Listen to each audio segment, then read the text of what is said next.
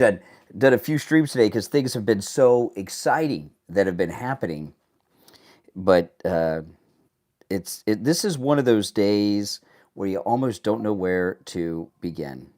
Right? There's so much happening. But don't worry, we'll figure it out.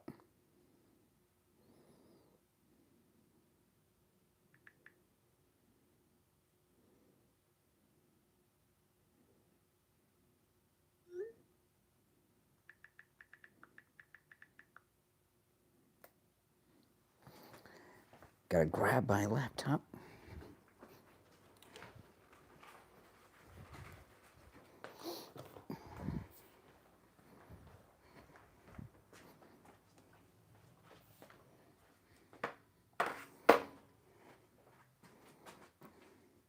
Oh, gotta get one more thing. Hold on.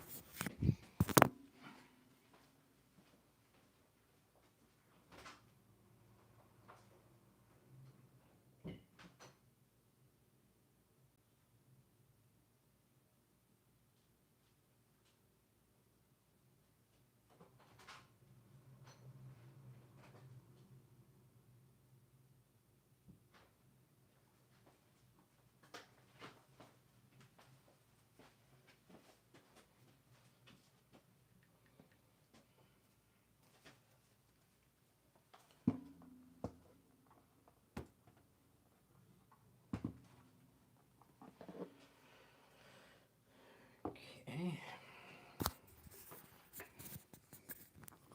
Welcome, everyone. If you're new, make sure you subscribe.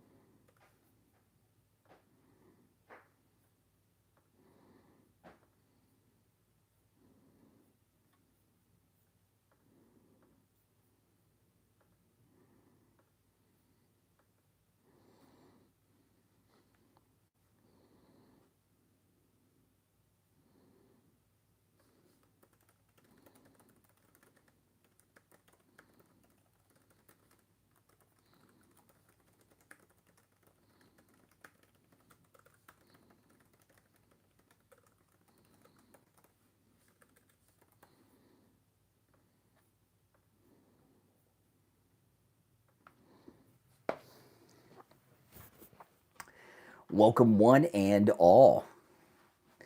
And I was just answering some emails and setting some things up, but I've got so much to cover today. Oh, if you're new to my channel, make sure you subscribe, all right? There's a story that I'm going to pull up here.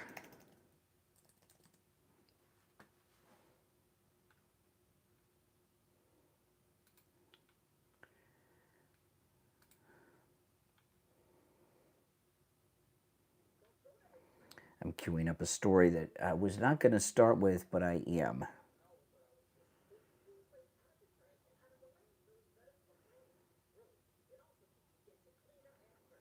Now, you guys here that watch with the green background, you get a behind-the-scenes look. Now, when I play audio, you'll hear the callers when they call in, but you won't hear the audio on this of the sound bites I play on this feed with the green screen. Hold on.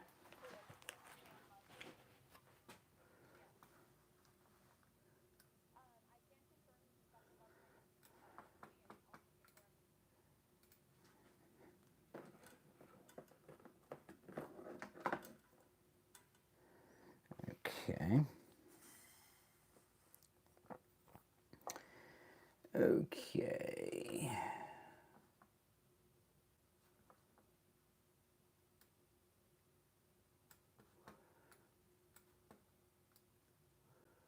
Test 1, 2. All right. We are good to go.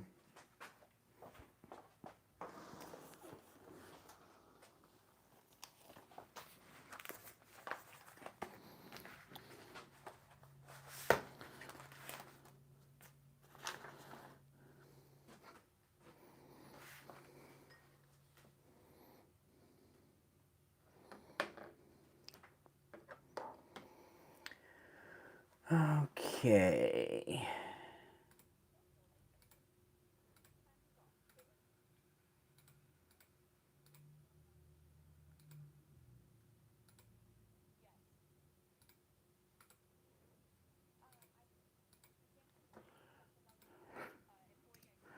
These people make me sick.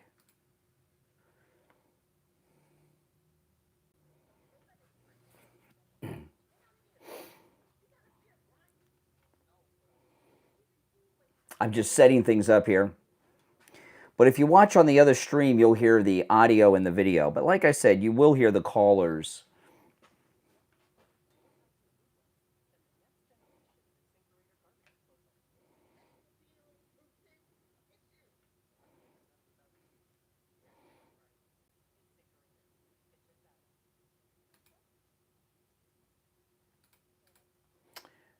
Okay.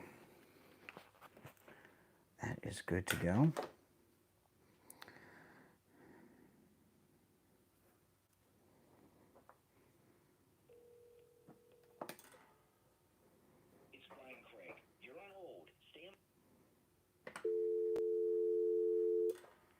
Okay.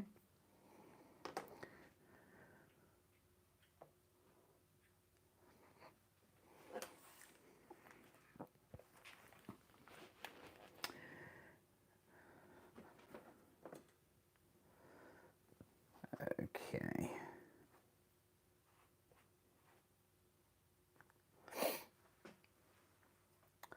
Okay, we'll be on the radio in 3 minutes. 3 minutes. This has just been such a beautiful, miraculous day. It really has. There's no getting around it. There is no, this is just everything today is just beautiful news. It's so nice to have good news, right? After 4 years of the crap we put up with.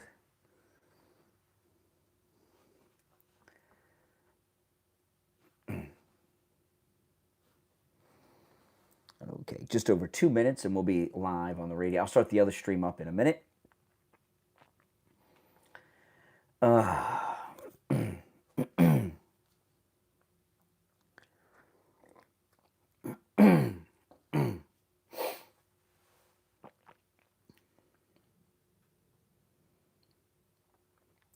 Less than 2 minutes.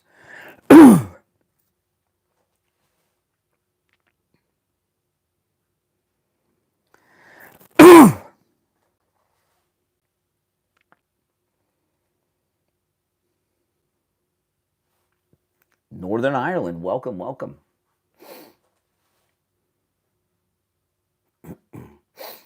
90 seconds.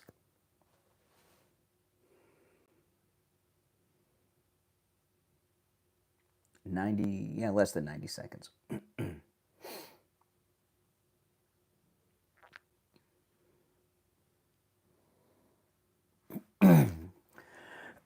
1 minute, so we'll start the other stream.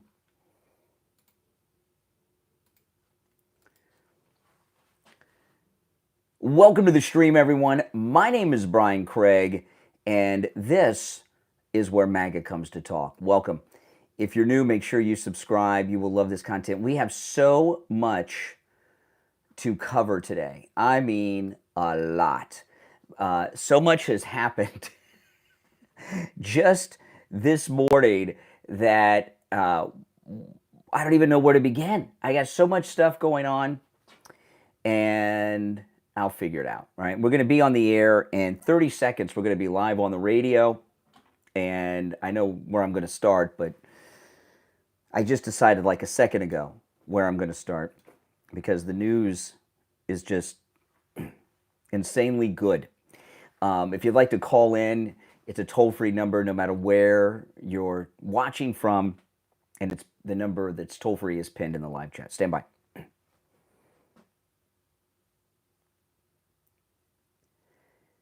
Welcome to the program, everyone. My name is Brian Craig. You are listening to the Steve Kane Radio Show, Florida's longest running radio show on the radio since 1977. That's right. Celebrating 48 years on the radio. And we have so much to cover on the program today. News has been breaking even in these early morning hours. We're going to cover so much. And I had an amazing experience just over less than an hour ago. Not even an hour ago. I had an amazing experience happen less than an hour ago, which I'm going to share with you. What President Trump has been doing as of late is beautiful beyond measure. It really, truly is. He has just changed the entire world. Today, it's been 2 weeks since President Trump took the oath of office. I mean, as of now, he's been president for less than 2 weeks because he was sworn in at noon. But the things that he's done are big. And this latest deal that he's made with El Salvador, I'm going to get into in a few minutes because it's so huge. And what Marco Rubio has been doing with President Trump is absolutely amazing. In fact, you know, Marco Rubio should get the Nobel Peace Prize for the work that he's doing. That is not an exaggeration. So we're going to cover all of that. And, of course, the trade wars were over before they began with both Canada and Mexico yesterday surrendering in the trade wars, the tariff wars, to President Trump. So we're going to cover it all and take your calls. But I had an amazing thing happen this morning.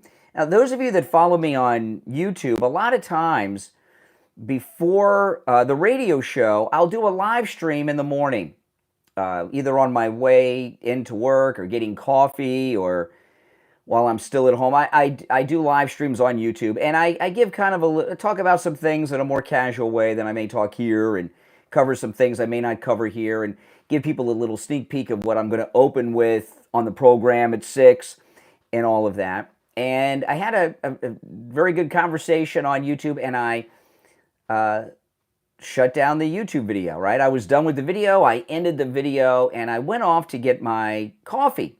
And I'm in the car. I pull out of my development this morning, and there were a couple of cars that I recognized because they're people that go to work early in the morning like I do, and they were right outside my development, pulled over on the side of the road. And I couldn't figure out what was going on. I thought, did they get into a car accident? Did one of them hit a dog? What's going on? And I didn't see anything going on, so I went around and I looked, and Elon Musk had just launched another rocket into space, and it's a very foggy morning. This is really, what I saw was a miracle. It is a very foggy morning. In fact, if you don't have to be on the road right now in South Florida, at least the parts that I drive in, wait a little while. It is really foggy out, and I hate driving in the fog. But even though there was this foggy morning, I'm watching Elon Musk's SpaceX rocket head into outer space, and it was an incredible view. And it looked like, you know, because this was a Falcon 9 SpaceX rocket of Elon Musk's that has satellites in it. but I saw it larger than I would normally see a Falcon 9. The Falcon 9s are smaller than usually than in size when you watch the launch than the ones with people in them. But this one was crazy, and I guess I live due south of Cape Kennedy, but I'm very far south, right? But I watch the rocket launches all the time. This rocket, the direction it went up into space is one that they take sometimes, but not often. I wish they took this every time. It didn't just go east over the ocean, it went southeast over the ocean. And by the time it went into outer space, it was practically due east of where I was as I was driving to Starbucks this morning. And I'm watching this beautiful rocket. And yeah, it's a MAGA rocket. That's the president's top man. The first Bud launched another rocket into outer space. And yesterday, at the end of the show yesterday, is when the story was breaking that they had shut down U.S. aid. And the Democrats have been in a panic over U.S. aid. Well, and the establishment and the media. And my guess is, USA, everybody knows the story now, was formed by an executive order from President Kennedy. And it looks like U.S. aid is probably a deep state CIA front organization. And it looks as if U.S. aid is one of the major ways that all the financial corruption of paying off the politicians, donors, and all of that, and people around the world is conducted through U.S. aid. And that's why they're in a panic. And a bunch of Democrats, Jamie Raskin, the most high profile, marched with a bunch of USAID employees to the USAID offices yesterday. I don't know what they were doing. Were they leading an insurrection against USAID? They were trying to bust in. Jamie Raskin, other members of Congress, with all these USAID workers that have been locked out of their computers and the offices by President Trump and Elon Musk and Doge, they were, I don't know, were they trying to break in and interrupt the government business going on inside of USAID with this new revelation? That sounds like an insurrection based on the standards that CNN, MSNBC, and the Democrats have laid down since January 6th. But regardless of all that, the reason there was such a panic, and there still is a panic in Washington, is because that's their money, all right? Elon Musk and Doge, through President Trump, cut off all their crooked dealings. And we've been hearing these weird things that they spend money on. Then yesterday, because they're in a panic over Elon Musk, because shutting down USAID is big. There's a lot of big, important, powerful people that aren't getting their money now. And these DC insiders, these elected politicians, have made all kinds of promises that they can't deliver on now because USAID's been shut down. And Carolyn Leavitt, the new White House press secretary, was talking with the press yesterday. I want to play this clip because it's such a joke. This is Carolyn Leavitt on the out in front of the. Is this the White? I guess it's the old exec. I'm not sure where she was. I don't recognize the background. She's outside, but she's talking to the press yesterday.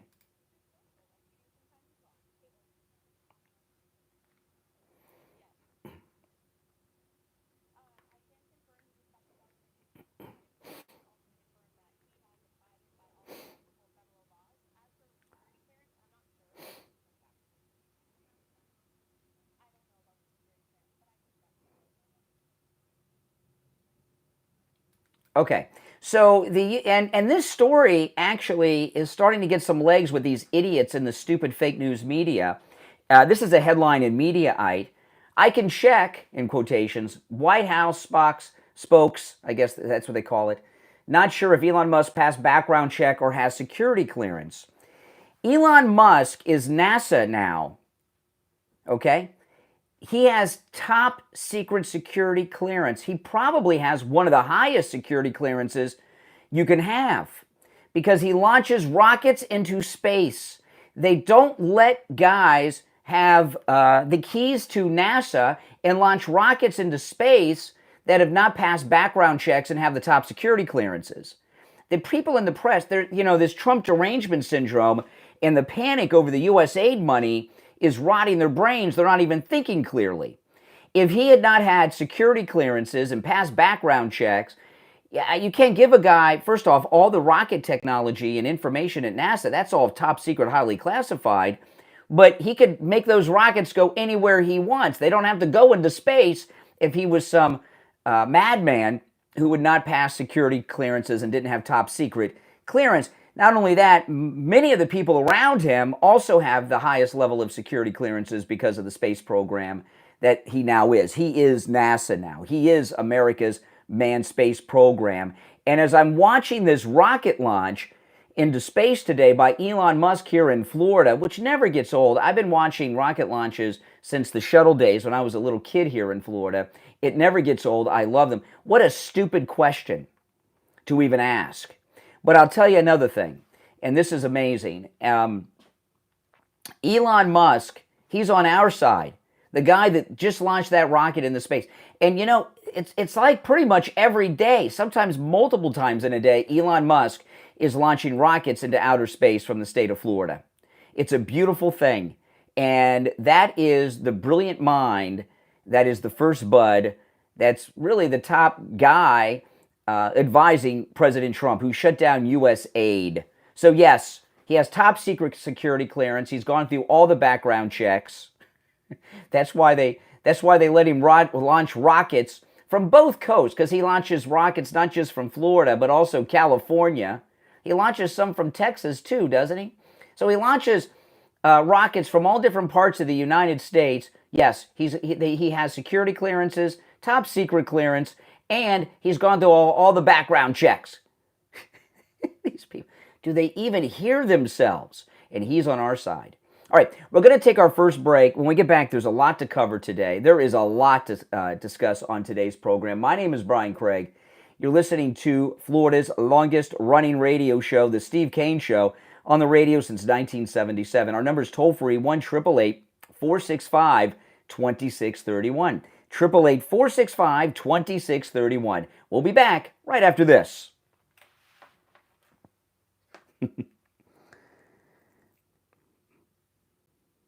Insane. Just completely insane that they would even question these things. Really, right? Exactly. It's beautiful. It's absolutely beautiful.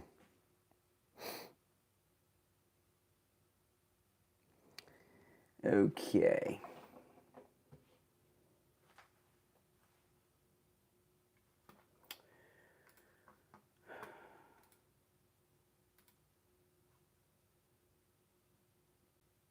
Okay, I'm going to get to this one next.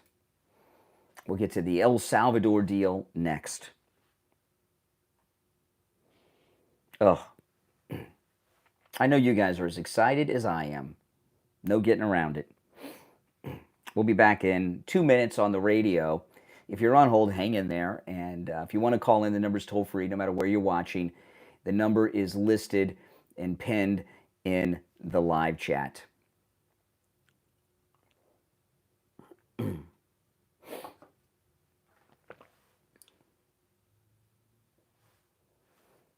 You know what I'm going to play, though, before that? Hold on, let me cue this up. Before I get to the El Salvador deal.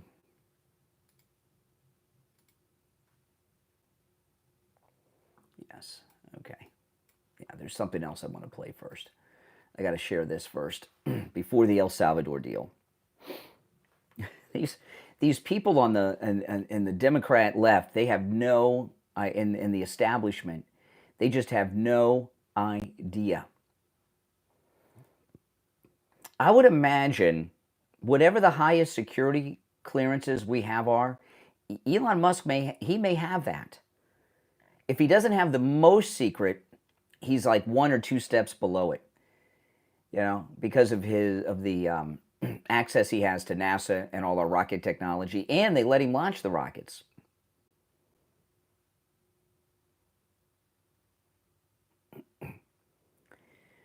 Less than a minute, and we'll be back. So stand by. If you're on hold, hang in there. I got to go through a few things before I go to the phones, because so much is happening.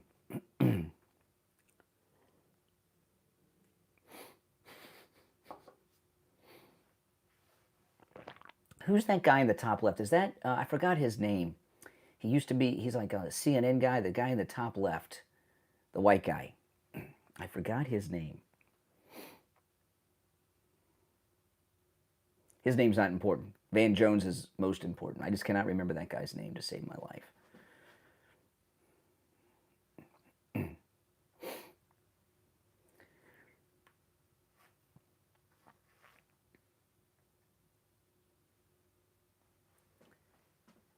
Welcome back, everyone. I'm Brian Craig. You're listening to the Steve Kane Show. We've only just begun. We have so much to cover today. If you're on hold, hang in there.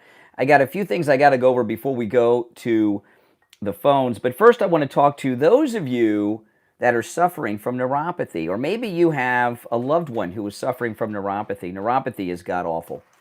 It is living torture. I know because I've seen it in Steve Kane and others. The symptoms are awful, and I'm going to go through these symptoms, and these are not even all of them, but these are some of the big ones: numbness, pain, burning, tingling in the hands and feet, muscle weakness, dizziness, the feeling of pins and needles in the hands and feet. Some people have no feeling at all in their hands and feet. Some have multiple symptoms at once. Some of them, they rotate all day long. It's awful. And your doctors will tell you there's no treatment for neuropathy. That's your life. Go home and get used to it. You'll learn to live with what's really unbearable. Well, that's not the case. Lighthouse Medical in Pompano, they have a treatment for neuropathy that works. And what we found out through our test case of Steve Kane, not only does their neuropathy treatment work and rid you of your neuropathy symptoms, it lasts. Steve had his treatment over 2.5 years ago, and his neuropathy symptoms have not returned. Give them a call. I'm going to give you the number. When you call, make sure you tell them you heard about them on the Steve Kane Show so you can take advantage of their no-charge consultation. 754-222-6642. 754-222-6642. And online, lighthousemedicalcenter.com. That's lighthousemedicalcenter.com. Okay, so I want to share this. Van Jones, you know, you guys know, I don't have to go through the history. You know what they've put Donald Trump through. They've basically been tarring and feathering this guy for the better part of a decade. And he's come back more powerful than ever. And Van Jones was talking to one of his idiot liberal friends who was interviewing him. I cannot remember this guy's name to save my life. He's one of the CNN pundit guys, very arrogant. But his name's not important. Van Jones is. And Van Jones, who's as liberal Democrat as it gets, they're sitting around talking about Trump. And his idiot liberal friend that's interviewing him, he doesn't understand. This was yesterday, by the way. He doesn't understand why Trump's so successful. How is Trump able to do the things that he's doing? Because they have this Trump derangement syndrome.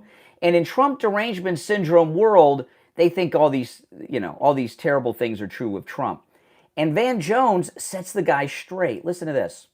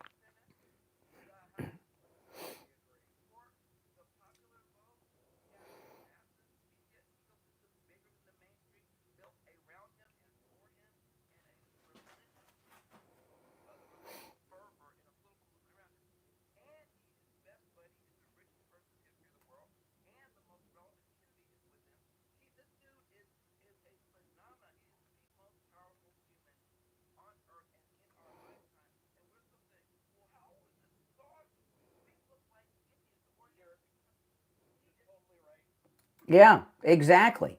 I mean, they do look like idiots. Donald Trump is a genius.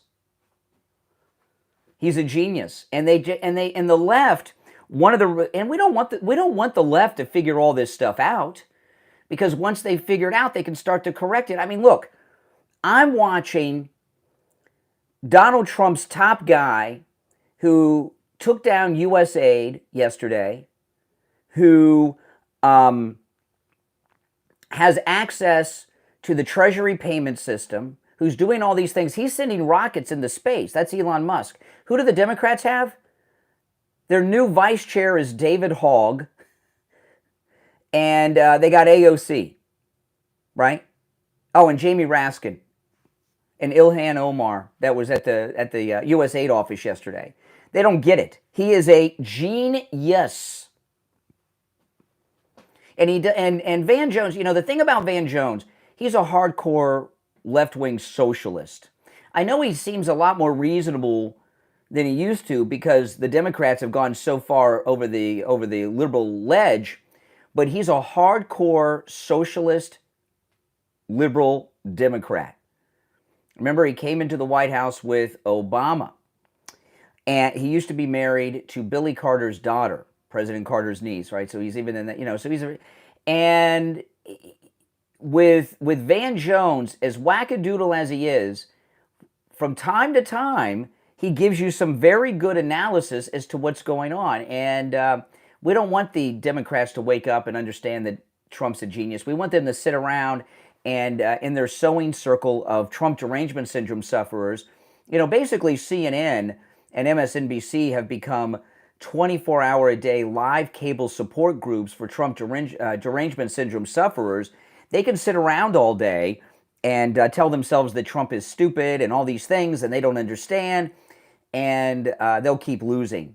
They're going, which is what we want them to do. We don't want them to win. And the things that President Trump has been doing is spectacular. This is amazing. Marco Rubio, and I must tell you,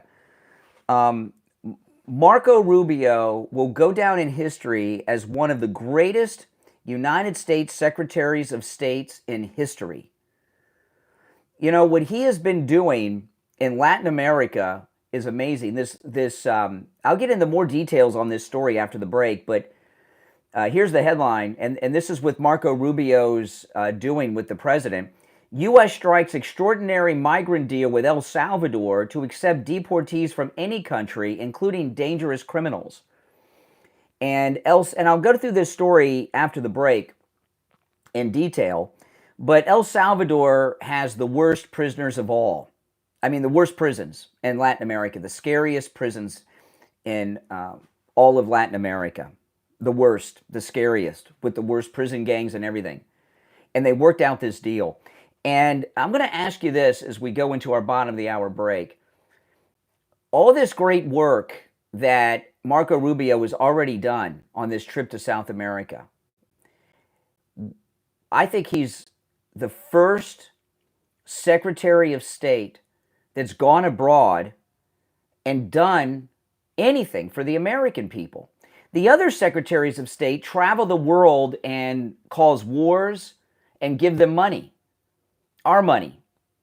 I'm racking my brain, and maybe you can help me and you can call in with this. When have you seen, before Marco Rubio, when have you seen a Secretary of State do a darn thing for the American people? For the American people. I've never seen it before. So we're going to take our break for the bottom of the hour. When we get back, I'm going to get into the details of the El Salvador deal, which is probably one of the most important and greatest deals the United States government has made with another nation in our lifetimes. Maybe since the Second World War, maybe even longer. I mean, this is amazing what Marco Rubio and President Trump have done. So we'll take our bottom of the hour break. Our number is toll-free, 1-888-465-2631. 888-465-2631. After the break, I'll get into the details of that. My name is Brian Craig. This is the Steve Kane Radio Show, Florida's longest running radio show. We'll be back right after this.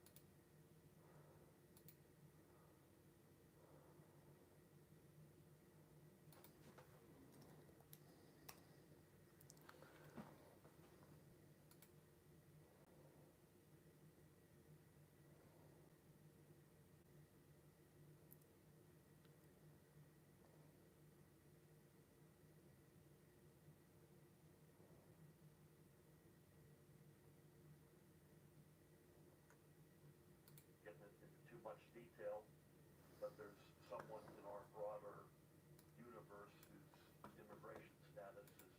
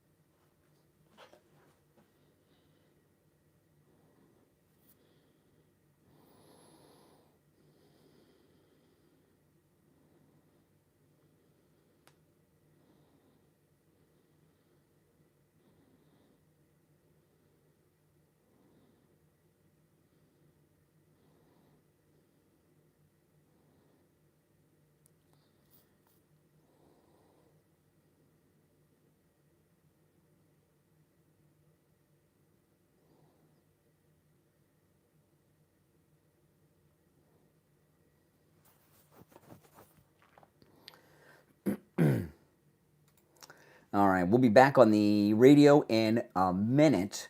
I'm going to go through this great El Salvador deal. If you're new, subscribe. And if you're already subscribed, do me the favor of liking the video and sharing on your socials if you don't mind. Those of you that are watching on the live stream with the green background, the audio sound bites and videos you can see and hear on my other stream, not that one, just so you know. So if you hop over there, you'll be able to hear and see them all. About 30 seconds, we'll be live.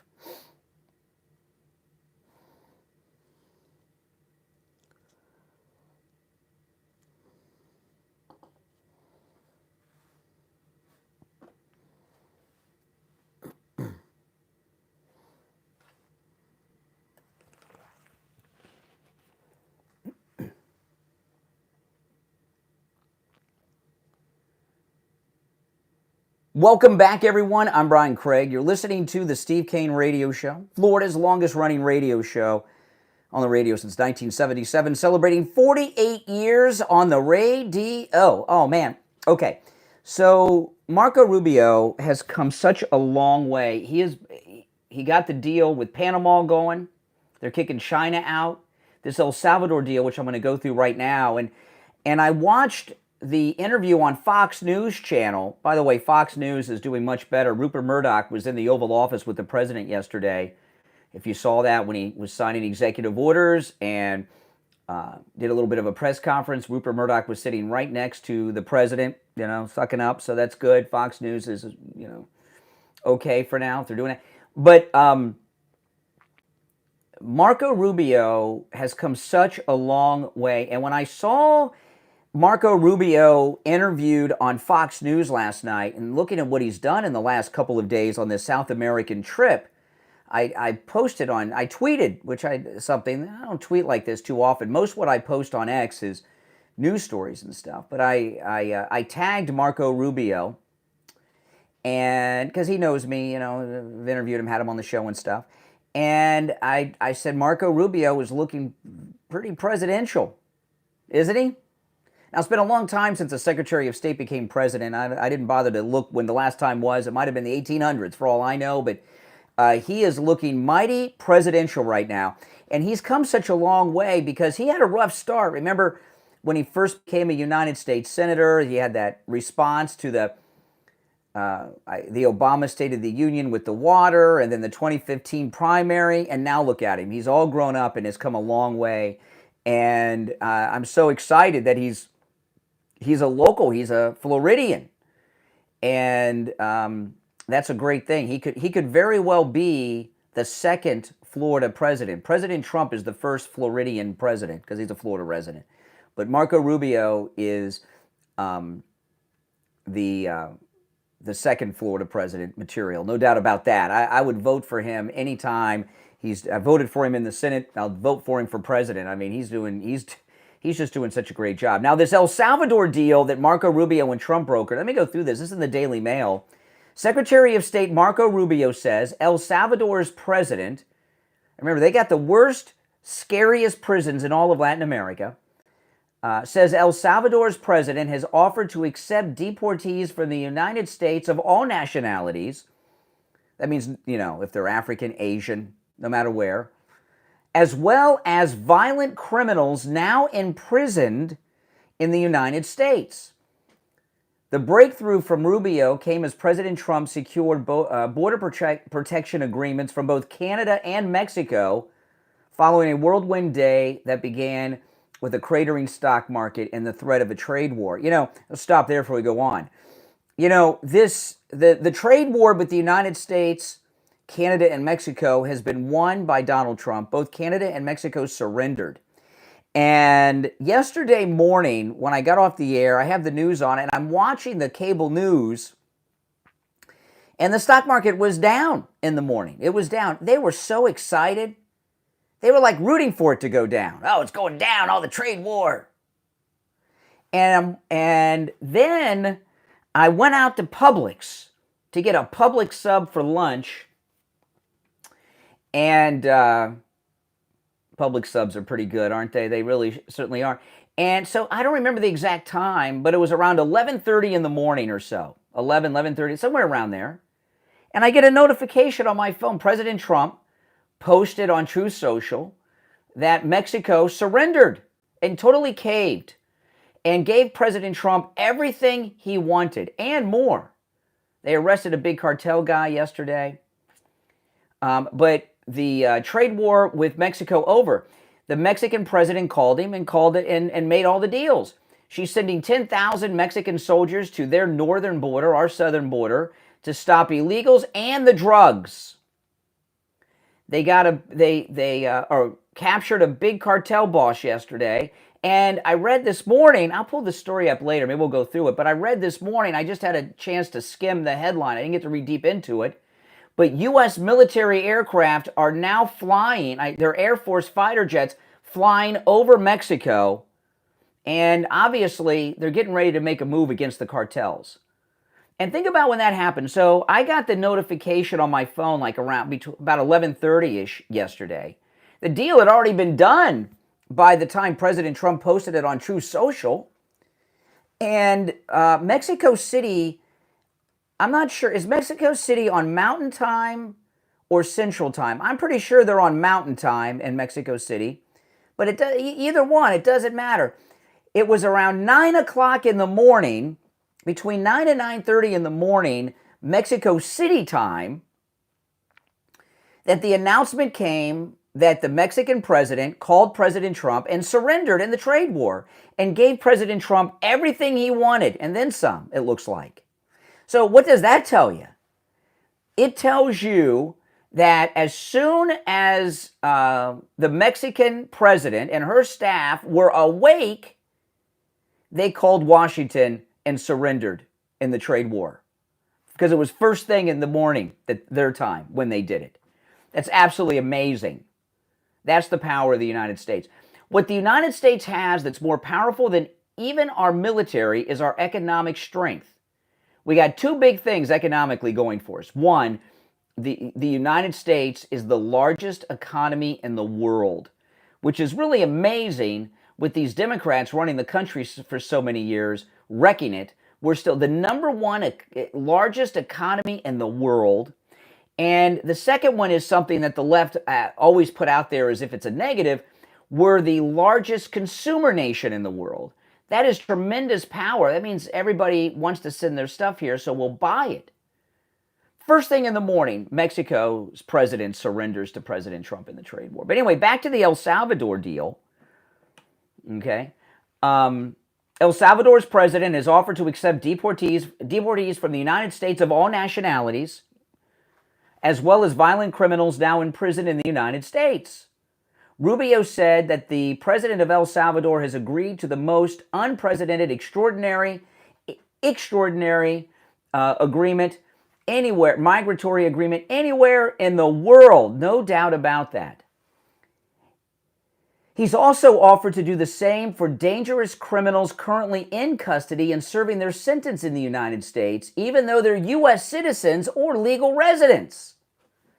Rubio was visiting El Salvador on Monday to press a friendly government to do more to meet Trump's demands for a major crackdown on immigration. The El Salvador president agreed to take back all Salvadorian MS-13 gang members who are in the United States unlawfully, which means all of them because they're criminals. The president of El Salvador also promised to accept and incarcerate violent illegal immigrants, including members of the Venezuelan Tren de Aragua gang, but also criminal illegal migrants from any country, the State Department spokesperson said, Tammy Bruce. And as an extraordinary gesture, never before extended to any country, the president of El Salvador offered to house in his jails dangerous American criminals, including U.S. citizens and legal residents, Tammy Bruce said. She called this a tremendously successful meeting that will make both countries safer, stronger, and more prosperous. Rubio spoke in San Salvador shortly after all this stuff in D.C. was happening yesterday. So, I mean, this is extraordinary what's going on here, people. We are in a place, an era that we have never been in before. Marco Rubio, and I'm going to throw this out to you, because this is just, I didn't do any research. This is just from my recollection of living my life, okay? I cannot think of another United States Secretary of State visiting another country, and he's visited multiple now, and making deals that benefit the people of the United States. All the other secretaries of states, they travel around the world, they start wars and give them blank checks.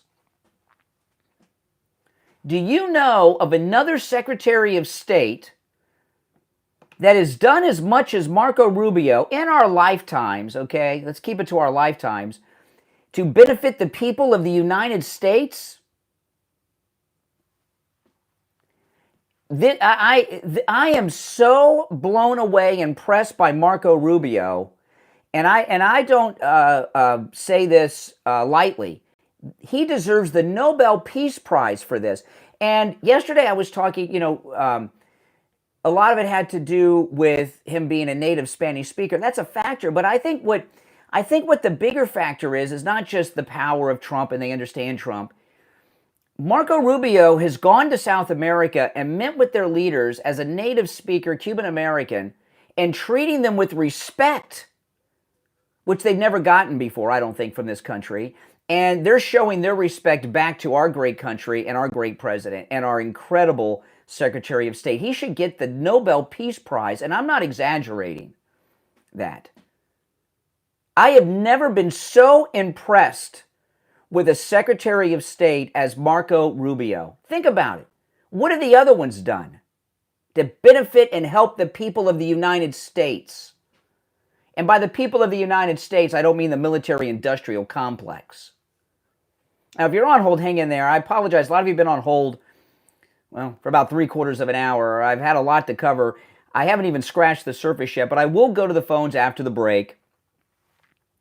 Our number is toll-free, 1-888-465-2631, 888-465-2631. It's the Steve Kane Show. My name is Brian Craig. Back right after this.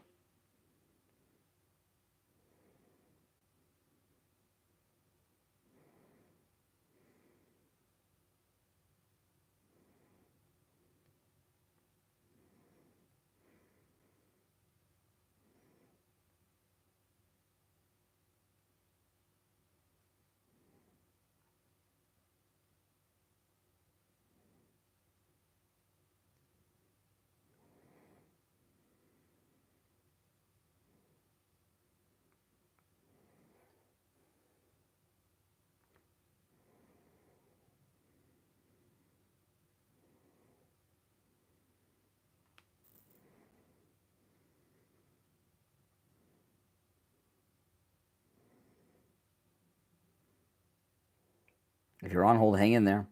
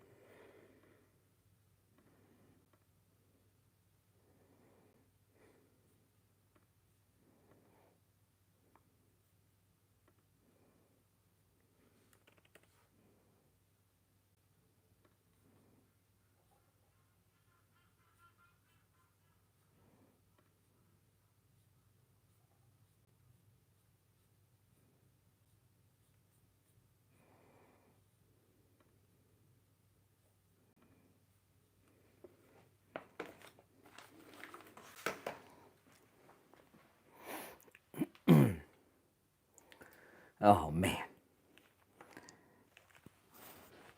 this is real winning.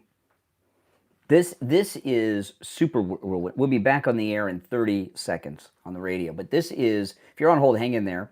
If you'd like to call in, the number is pinned in the live chat. This is real winning. Real winning. It's like nonstop. I know it's uncomfortable for a lot of people. We're not used to winning like this. If you're new, make sure you subscribe.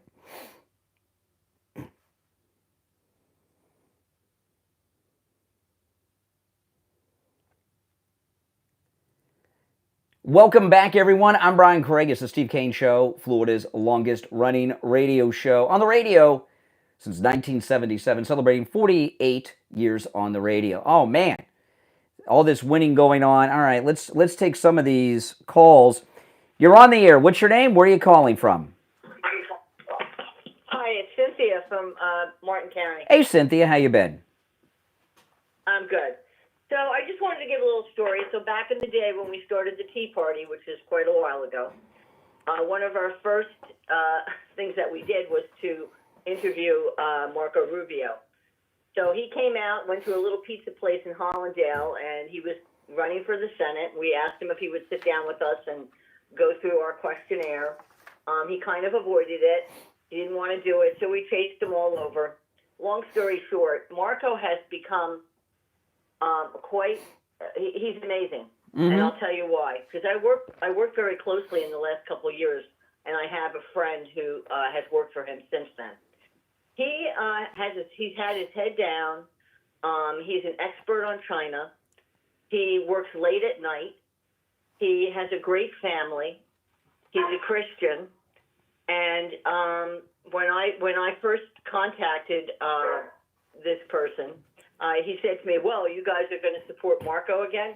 And I said, "Yeah, we've we didn't support him when he was in the Gang of Eight. You know, he got there and he went along with McCain. Mm-hmm. He was captured when they wanted to give amnesty to all of those illegals. That's right. He changed, yeah, and he is a good man now."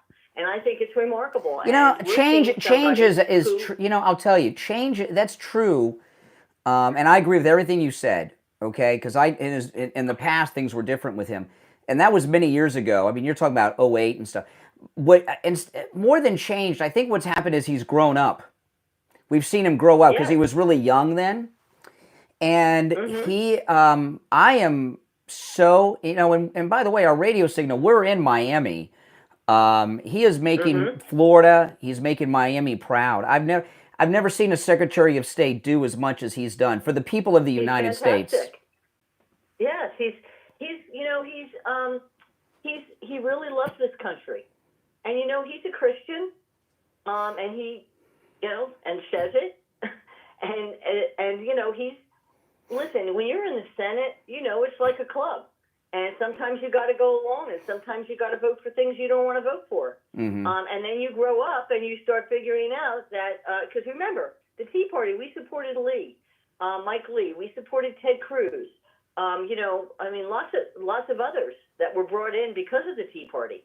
And how about the Mint? Where he actually left. And so Marco is, I am just so proud of him, and I'm so proud to be a Floridian. And I think we have to get 100% behind him, and we have to continue this. So you cannot sit on the sidelines, because when we need to do something, we're calling out an alert. Like for me, like I'm calling it out in my our email blast. So you got to make phone calls. Yeah. You got to be on this all the time. You cannot let them. You can't give them an inch. No, okay? I agree, and I got to tell you, when I've seen Marco Rubio, and I saw that he did that press conference yesterday, but then he did that Fox News interview. I see a president. He's very presidential. Yeah. And he's very good, and I think he's come a long way, and I'm really proud of him. And I hope the same thing. Listen, for whatever it's worth, I would hope that DeSantis also will come a long way. I think he made a mistake. I think he listened to some bad people around him. And his wife. Going on in the State that was his now. wife. That was his now. wife. Jeb's wife was whispering in Ron DeSantis' wife, and she got him all worked up and screwed up his whole career. Yeah. Well, now he's in a fight with the State House, and we've got to get that immigration bill. So if you follow some people, make some calls to your representatives in the State House and ask them to support Ron DeSantis. See, a lot of people, you know this well, but a lot of people don't realize while Florida is a Republican state, our state government is controlled by a bunch of Bush Republicans. And they're trying to derail the deportations that President Trump's bringing to Florida with this new bill. And Rubio is standing up for Trump and this bill in Florida. Yeah. Hey, Brian, one more thing. Remember, the staffers are still there in the State House. They're Bush staffers. Yes. They're still there. Yeah. It's like when people say, well, it's this one or that one. I always say, well, who are the staffers?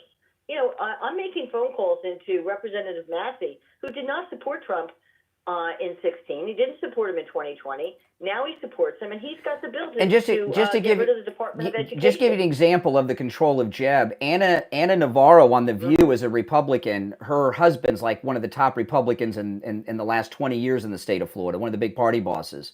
And, you see her on The View, right? So, but hey, listen, everything's going well. Marco Rubio is making Florida proud, but I got to tell you, he is the most incredible Secretary of State this country has ever had. The other ones go around the world and start wars. And bless everybody that's working for Trump. We're going to take our country back. That's right. Have to. We already have. Hey, take care. Great call. Great call. Oh, man. All this winning. You're on the air. What's your name? Where are you calling from? Yeah, good morning. Hey, Richie. To you this morning. Are you tired of winning already? I'll tell you, no, but this winning, I think it's uncomfortable for a lot of people because we've never won on the level that we're winning now. And I think it's very uncomfortable. And the media, I watch the media and they're not even talking about anything. They're numb. Let me say a few things here. The president of El Salvador, first of all, I give Marco Rubio a lot of credit. He's very presidential. The fact of the matter is that Brian Craig could have gone down there and they would have the same deal. Richard could have gone down there. The bus driver could have gone down there. They would have got the same deal because this president from El Salvador has completely turned that country around. They had a big thing about this guy. They were the murder capital of Central America, and now they're all locked up. That's right. They love him there. They made the streets safe, and he believes in Trump. He's a Trumper. And so is the guy from Argentina, another Trumper. And once these people in South America start seeing this garbage, that with this Maduro garbage and this Colombian guy, I'm telling you right now, the whole South America is going to turn conservative, and it's going to be a wonderful thing to see. And right Just now, like I was Mexico I was reading this morning, Richie, that the U.S. Air Force, we have fighter jets flying over Mexico. They're scouting out, I'm assuming, drug cartel targets. Yeah, it's a wonderful thing. Now I want to talk about this other deal that we have. This aid, USA. Oh, this is beautiful. Yes. They had people actually on mainstream media talking about how it's going to affect children with cancer and stuff like this. You know what these people do? They take like their bills that they have in Washington D.C. They name it something that's completely different than it is, and then they go and they take one thing in there that the people know about, and then they fill it with all their pet peeve garbage that costs us tons of money. Okay, like one of the things I saw. By the way, USAID is obviously a CIA front organization, and this is how they pay each other off and everything in DC. Like one of the things I saw, like they pay for like drag queen story time in Peru. Do you really think they're paying for drag queen story time? This is what it is. That's what they put on the books. The money really goes somewhere else, I promise you. And there's all this trans stuff because yeah, to the DC insiders. Yeah, the pockets. In the pockets of the congressmen, the members of Congress, and all that. That's where that's how they all make money, is through USAID. But on the the transgender stuff has been in vogue the last 4 years. So everything is transgender and drag queen. But that's just what they put in the accounting books. It doesn't really go. I do not believe they're paying for drag queen story time in some Russian republic. Give me a break. They're not. And here's the deal. I don't know what you make as a salary. You work your mind off. You're on all these platforms. You're on the radio, and you're a hustler. Okay, you're a worker and a big time energy worker. And if you were making the same as a congressman, $176,000 a year, you'd be doing pretty good. Okay, I don't know whether you make that or not. You might make more. But the fact of the matter is, I could tell you that if you were making that, Brian Craig would not become a multimillionaire in 2 years. I wouldn't take 10 cents. Up in Washington. No, they're all on all on the take. All of them become millionaires up in Washington after 2-3 years. AOC, who went up there, and look what her worth is today. I would love to, if you get a chance, maybe you can Google it on one of your breaks, and just let the people know what she had and what her. And they tell you it's through book deals. That's fake. The book deals are a cover. Richie, I got to run, but great call. Appreciate it. All right. All right. Take care. If you're on hold, hang in there. I was talking with my wife on my podcast last night. We're talking about Mike Lindell and MyPillow, because it's free shipping site-wide on all orders now. Free shipping with our promo code Kane, Kane, at checkout. And I was telling my wife, and she agreed with this, that we have all the pillows. We've got all the MyPillow products. But after the pillow, what is like the one MyPillow product that you wouldn't, if you could only get one more MyPillow product, you've got the pillows, what would that be? And my wife and I, we both agreed, the towels. The towels are just $29.98 with our promo code Kane. Yeah, that's right. And that's a $40 discount. Plus you get free shipping. Free shipping on all orders, no matter how small, no matter how large, with our promo code Kane. When Mike Lindell says towels that actually work, what a concept. He means it. I get out of the, how you get out of the shower and you're cold because the water's evaporating? When I turn the shower off, I dry off with the MyPillow towel in the shower. I get out of the shower. I don't have that cold feeling because I'm bone dry. The other towels, all they do is spread the water around your body. So, and they have a whole bunch of new colors in. So go to MyPillow.com. Use our promo code Kane at checkout, Kane. It's free shipping no matter what you order with our promo code Kane, and there's huge discounts as well. That's promo code Kane, Kane, at checkout at MyPillow.com. All right, 1 hour down, 2 to go. It's a great day of winning. If you're on hold, hang in there. My name is Brian Craig. It's the Steve Kane Radio Show. We'll be back right after our top of the hour break.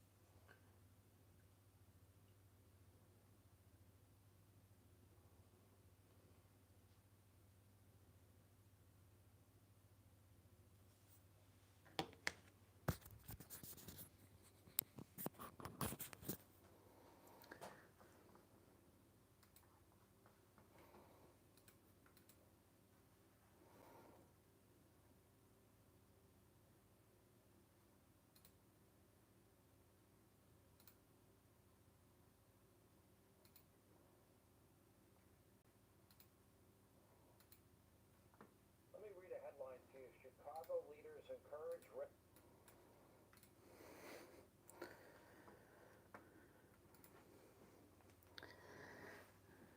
You know, what I was talking to Richie about is this winning.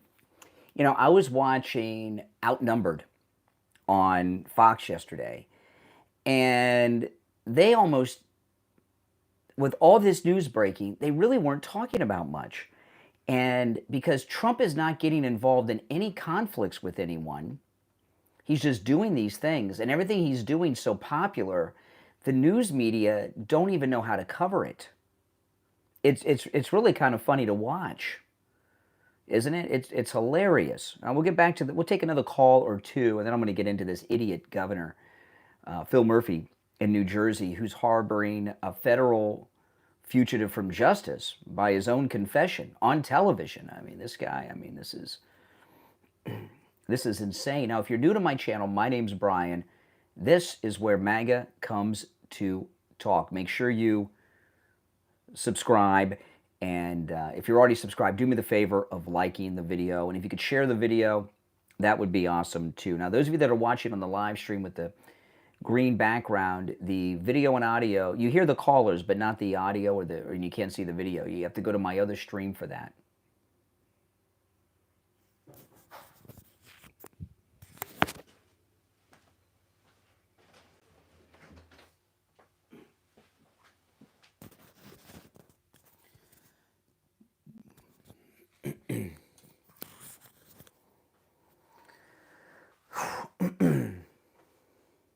This is amazing.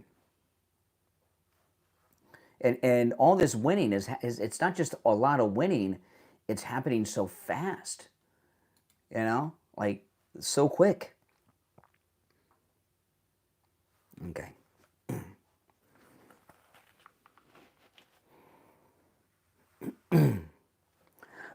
15 seconds.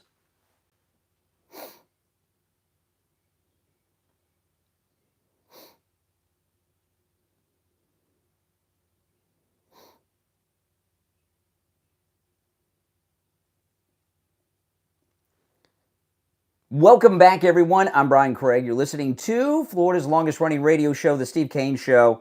Oh, man, all this winning going on. And it's not just that we're winning on big things quickly. I'm not going to recap everything because so much has happened that I've covered in the first hour, but Canada surrendered yesterday. Mexico surrendered yesterday. President Trump made an incredible deal with Ukraine. You know, I remember when the Iraq War was going on and it was winding down.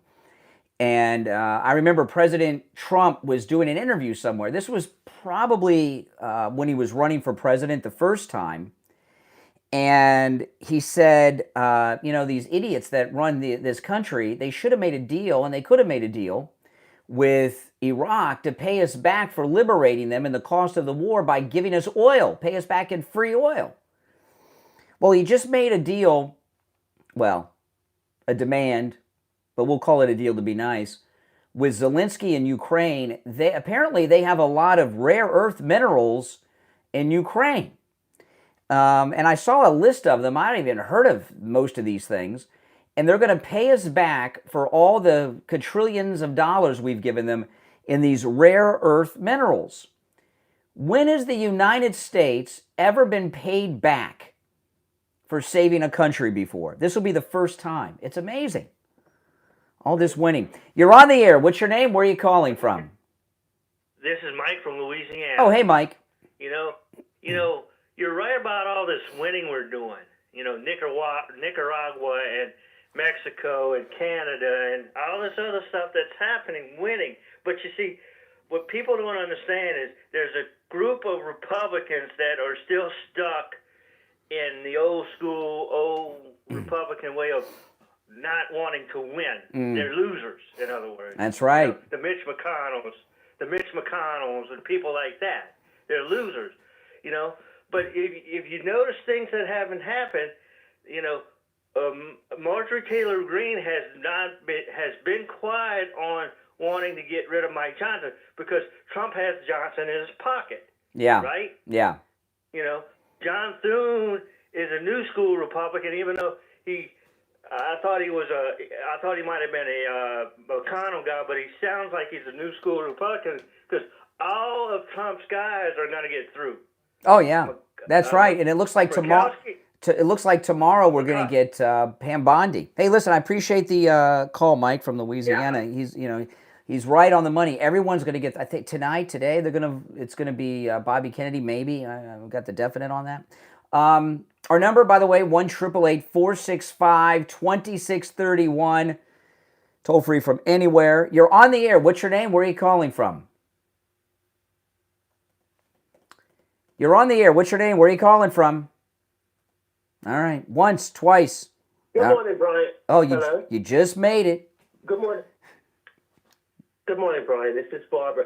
I just got on your show and heard President Trump is phenomenal. I just want to say this.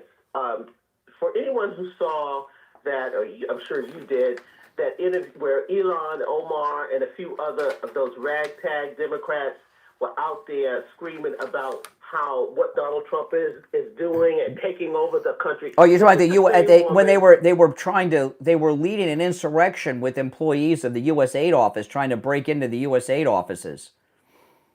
Well, I hope they understand that is they're inciting riots, and those are federal offenses. But most importantly, President Trump smoked out everybody yesterday. Oh yeah, these people. He does something just on instinct. What he did as far as those tariffs. That's why he was adamant he wasn't going to go back on it.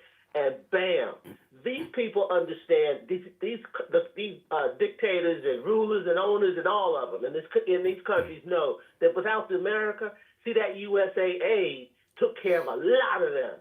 A lot of them. And I'm not talking about the people. I'm talking about the politicians living in palaces while their people live in squalor, like in Haiti.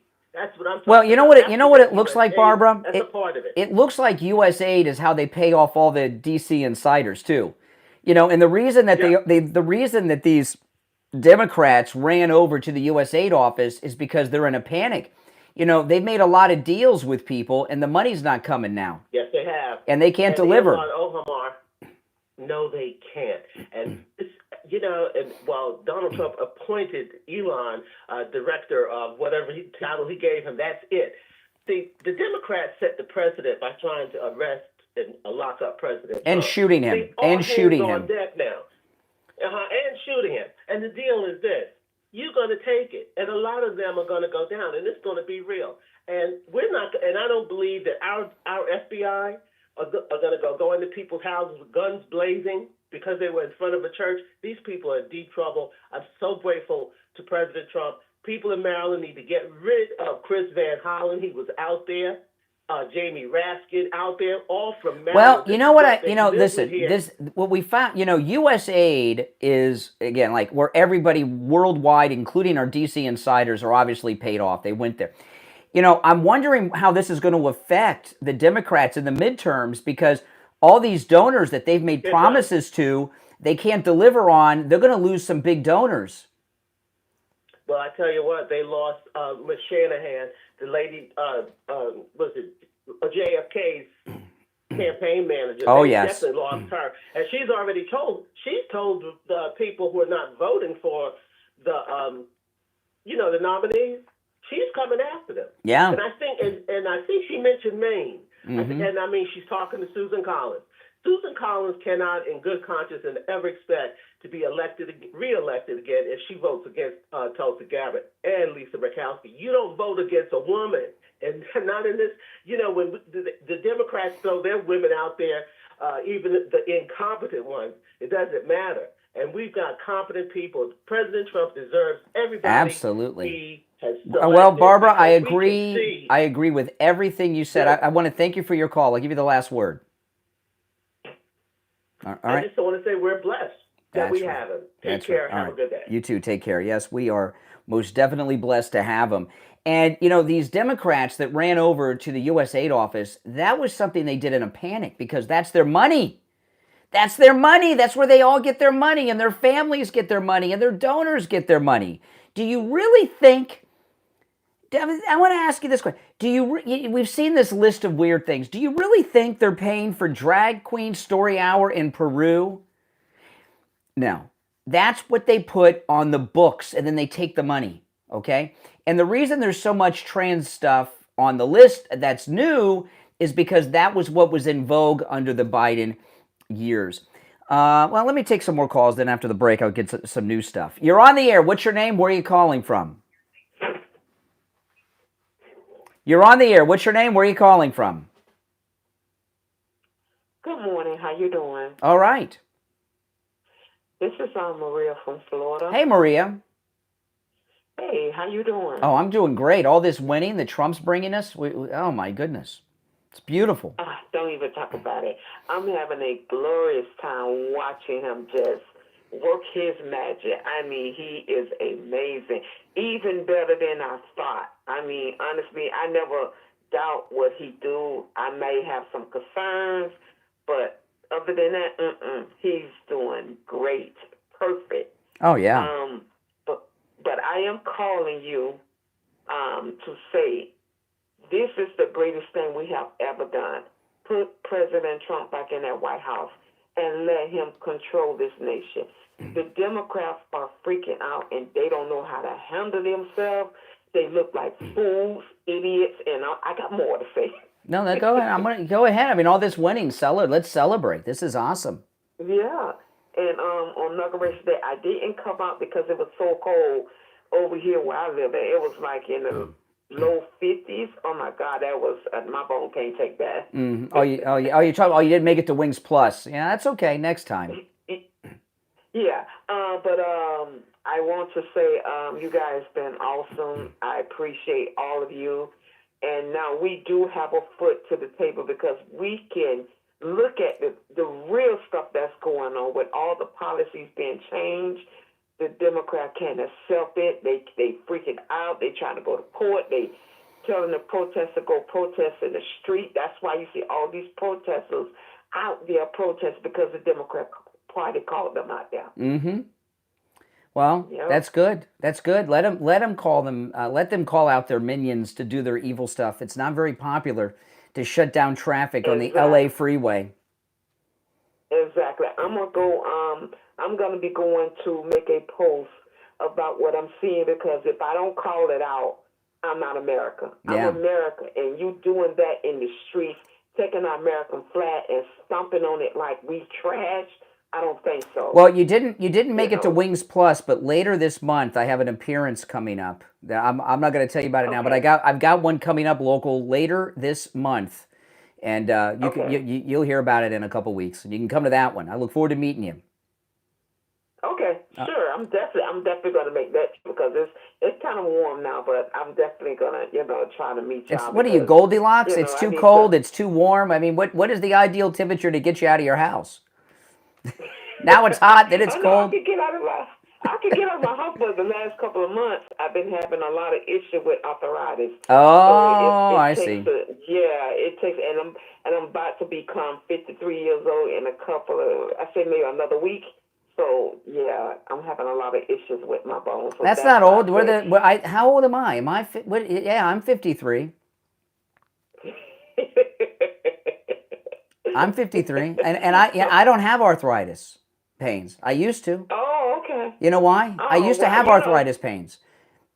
Right. Well, when you have diabetes, because that's what I have. I have diabetes, so The arthritis. No, what you got to do. sometimes it comes Listen, and goes. I look forward to meeting you. Hopefully the temperature will be okay, Goldilocks. But I appreciate the call, Maria. Okay. No, but I used to have arthritis pain, like Maria. But I went to go see Dr. Appleton, and you should too, Maria. Okay. You know, Dr. Appleton and his laser wave pain treatment. When I had this pain in my finger, you know,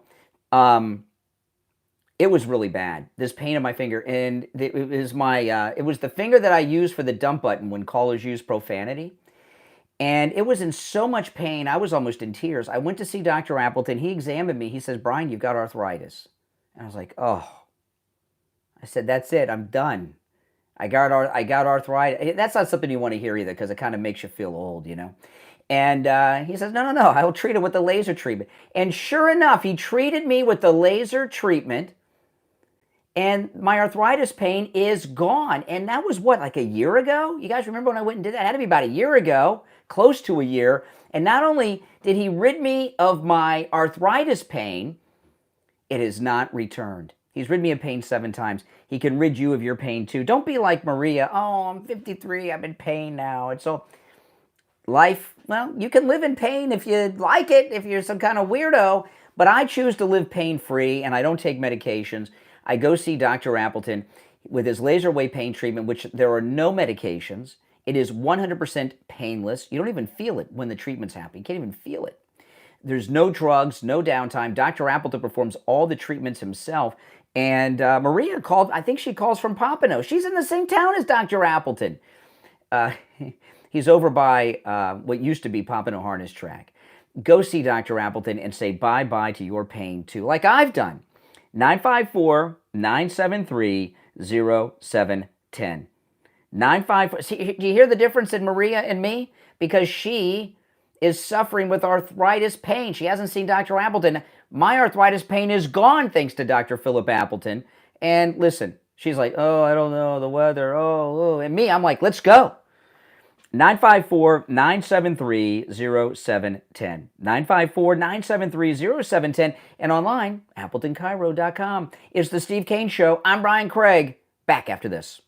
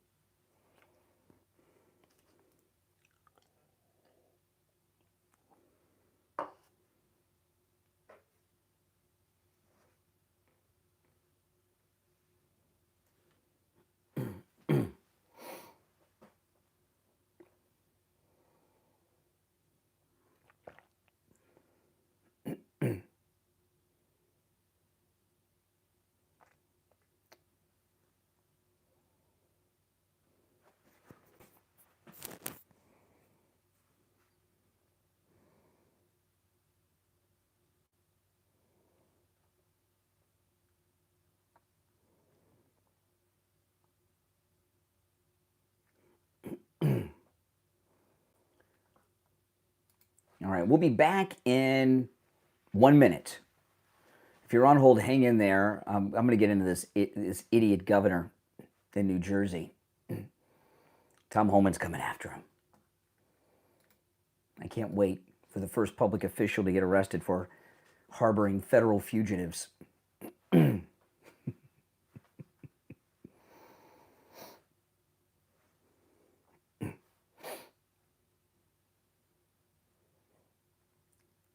30 seconds.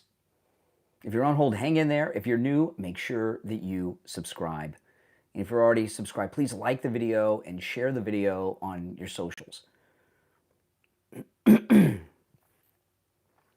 right, stand by.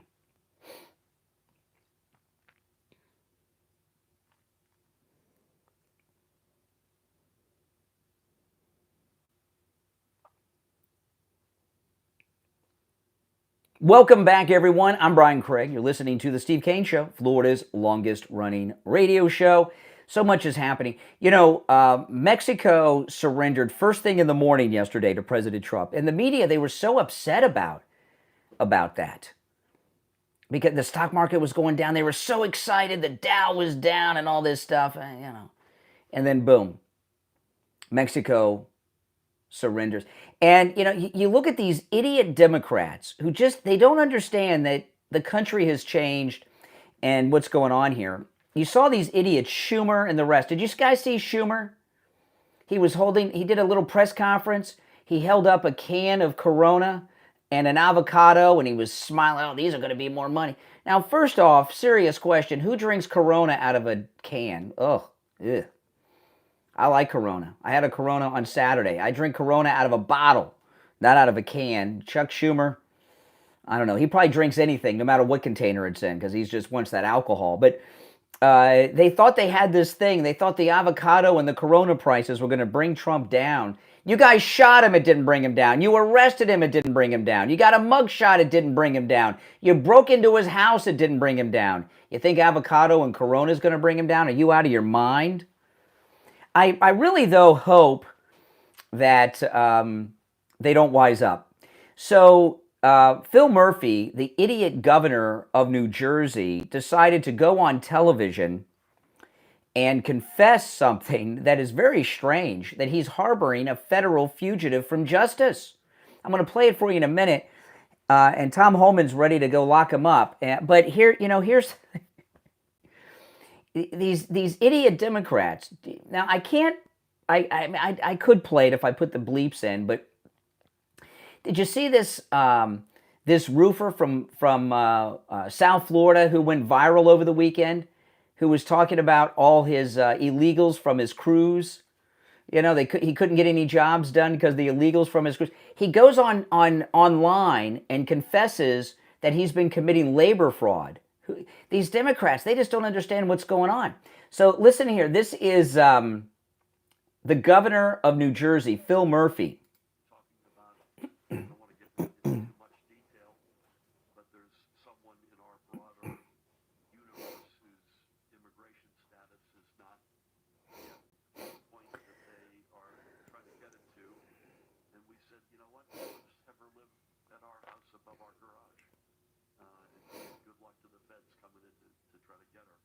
Okay, so this is nuts. So first of all, I think about this, guys and ladies. If I told my wife, hey, there's this Latina, she's illegal. Tom Homan's coming around. I want her to live above the garage. I don't have an apartment above the garage. Okay, what is he? The Cunninghams? What is this? But what would your wife say if all of a sudden you knew this Latina that you wanted to move in above the garage and keep her safe? My wife would be like, what's that all about? And I think most wives would.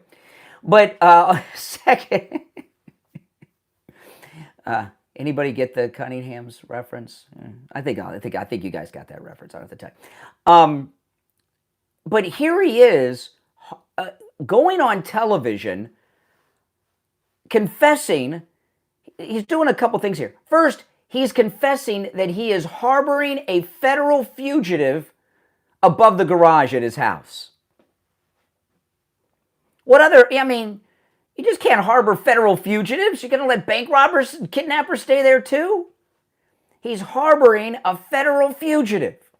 So who goes on TV and confesses? Well, first off, who does that? And then who goes on TV and does that? And then, what does he do? Because he's the governor, he has state trooper protection. So he's harboring a federal fugitive from justice above his garage. Above the garage. Why not, like, in the guest room? What's more, why the garage, Gov? Why can't you have her in the guest room next to the master bedroom? A lot of suspicious things going on here. The First Lady of New Jersey needs to ask some questions. But he's not only is he harboring a federal fugitive, he's daring the feds to come in, and he's implying that he and his state troopers are going to get involved in a gun battle with ICE, with Tom Homan and Christy Noem keeping the feds out. Now, Tom Homan responded to this on Hannity last night, which I want to play for you in a moment. But I know this is insane what's going on here. But what the Democrats have wanted to do, before Inauguration Day, I mentioned this a few times on the air. What the Democrats are going to try to do is create a Waco, Ruby Ridge-like situation. They want a siege somewhere where someone is harboring illegals in a church, in a school, in a home, and they're not going to turn them over. And they want Tom Homan and Christy Noem to surround it and have a Ruby Ridge Waco siege go on. Tom Homan, Christy Noem, and President Trump are much smarter than that, okay? That's not going to happen. So the governor of New Jersey, he's got this Latina he's harboring above his garage, and Hannity had Homan on last night, and Tom Homan responded. Listen.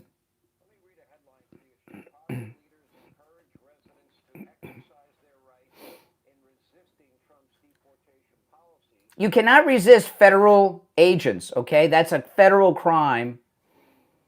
And by the way, I think what they're doing is an insurrection. They're interrupting government business by doing that, right?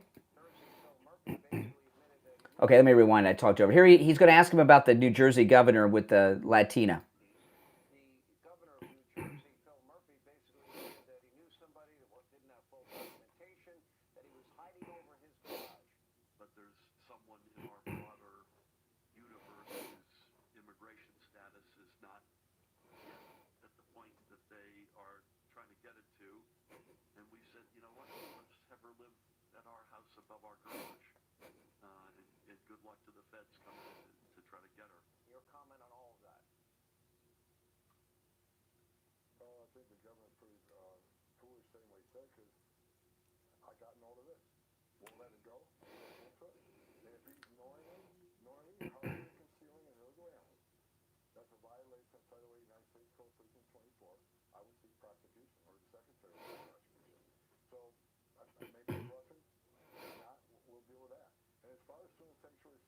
Okay, so the governor of New Jersey could get arrested by Tom Homan or Christy Noem. This is what a bunch of idiots these people are. You know what I'd like to know about this Latina that he's harboring above the garage for her safety? I'd like to know how old she is and what the relationship is. Wouldn't you? Any of you guys have any Latinas you're harboring? Gee whiz. Is this like Schwarzenegger with the you know, he had a Latina at his house. Look what happened. All right, if you're on hold, hang in there. You're listening to the Steve Kane Show, Florida's longest running radio show. My name is Brian Craig. We're going to take our break for the bottom of the hour, and we got a lot more to share because so much has been happening. Our number is toll-free 1-888-465-2631. 888-465-2631. Back right after this.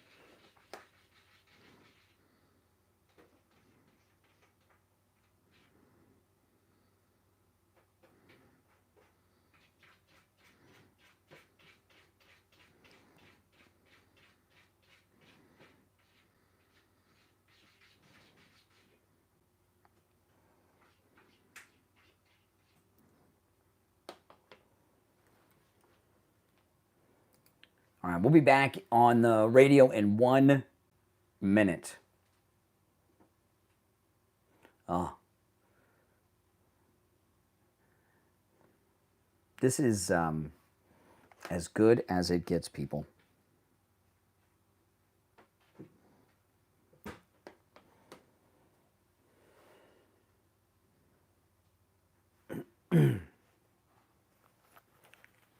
All right, stand by.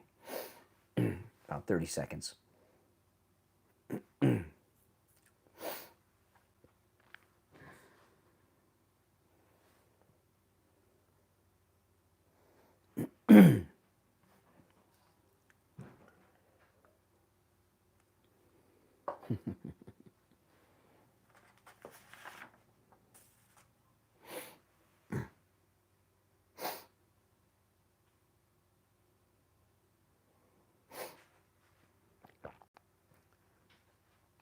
Welcome back, everyone. I'm Brian Craig. You're listening to Florida's longest-running radio show, The Steve Kane Show, on the radio since 1977. All right, so lots happening. There's so much winning going on that I may be going through some of the stories faster than normal, but I'll do some recapping on some of the things from earlier in the show later because so many good things have happened, and some are just historic in nature, but this came out, I saw this morning. Listen to this. The United States Air Force have intelligence aircraft flying over Mexican airspace, and they're doing tracking on the cartel movements. And this was part of the deal that Mexico made in the surrender to Trump yesterday from Mexico. Remember now, both Canada and Mexico surrendered in the trade wars to President Trump. I remember it was, I don't know if it was Sunday or Saturday, I don't know. Over the weekend, I saw this story. Oh, Canada and Mexico have allied in the trade wars. They're joining forces to fight the United States in the trade wars and the tariff wars, and boom. They both surrendered one after the other on the same day, the first day of the week. And part of the surrender agreement with Mexico yesterday was what's going on right here. President Trump has declared and signed an order that the drug cartels are terrorist organizations, just like ISIS, Al-Qaeda. And it's only a matter of time. There'll be a big news break at some point where they've launched a big strike. This is huge. Huge, huge, huge. This is something that should have happened back in the 70s. Okay? And it's something we've talked about for decades. And now it's finally happening. They're going to take out those cartels. Now, I don't know if the government of Mexico wants the cartels gone or not, because I imagine they're cartel backed. I don't know, but they're going to be gone. Now, with all that happening, so much happening.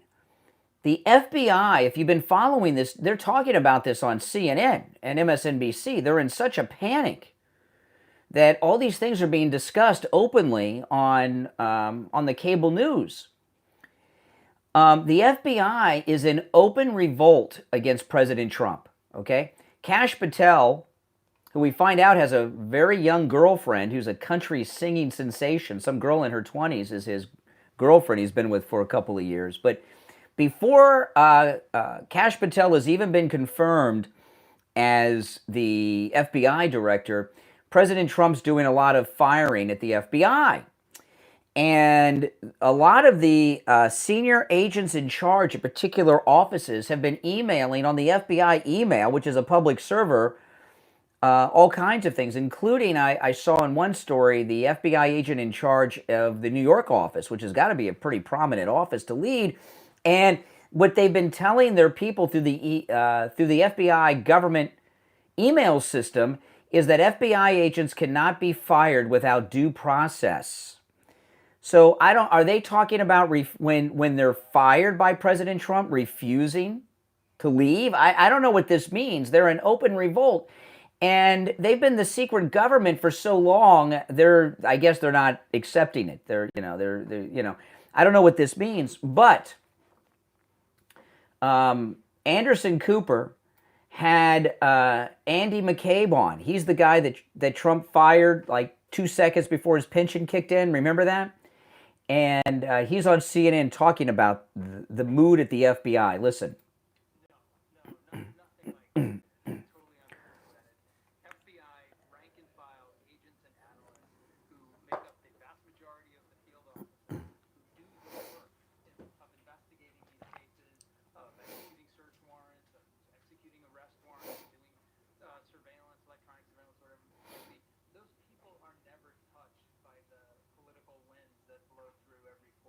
Really? Weren't some of those the ones spying on Trump Tower back in 2015? Those are the surveillance people.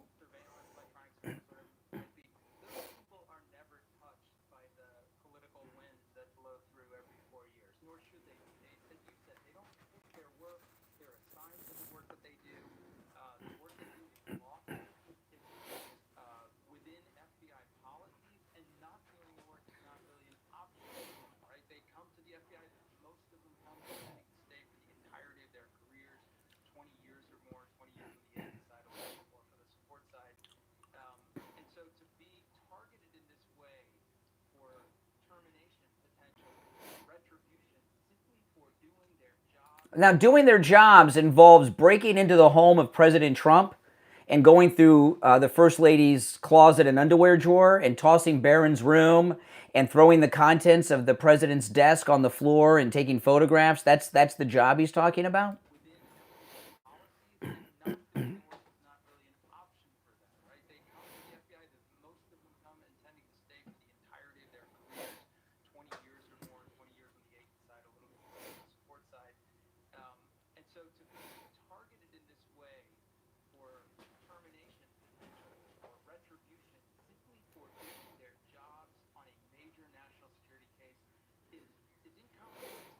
Oh.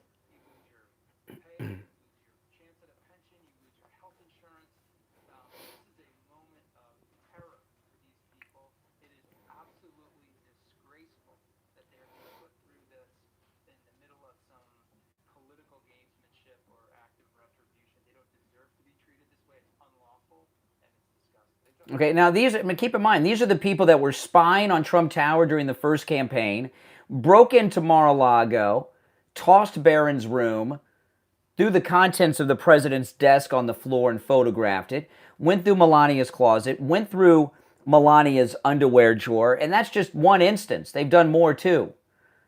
These are the honorable people. What is he? This is crazy. And this is why you really got to watch MSNBC and CNN. They're in such panic in Washington as their establishment is collapsing. They're so hysterical. They're going on national TV and sharing everything. It's like it's a train wreck, and it's fun to watch, I must say. You're on the air. What's your name? Where are you calling from? You're on the air. What's your name? Where are you calling from? Once, twice. Hello. Oh, you just made it. Yes, hello. Yeah. What's your name? Where are you calling from? This is Kenny from Palm Beach. Hey, Kenny. How you doing? All right, man. Now, you were talking earlier about the El Salvador prison. I think I saw a special some time back. I don't know if it was a special or 60 Minutes.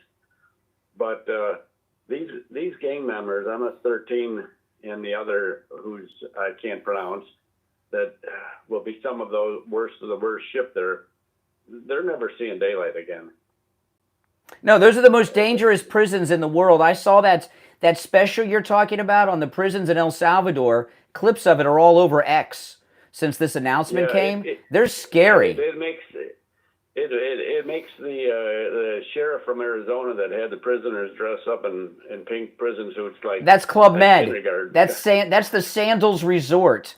Okay, you know. But you know what? It's a deterrent too. It's a deterrent. You know, if prison wasn't scary, how many Americans would do crime? Right? Exactly. You know, the number one thing that keeps men from committing crimes, right? Like statutory rape crimes, is the fear of the prison rapes and the showers. And I know it's not supposed to be that way on the books, but these guys are animals. They're like Al Qaeda and ISIS. American prisons are vacation Club Med resorts for them. El Salvador, even the MS-13s are afraid.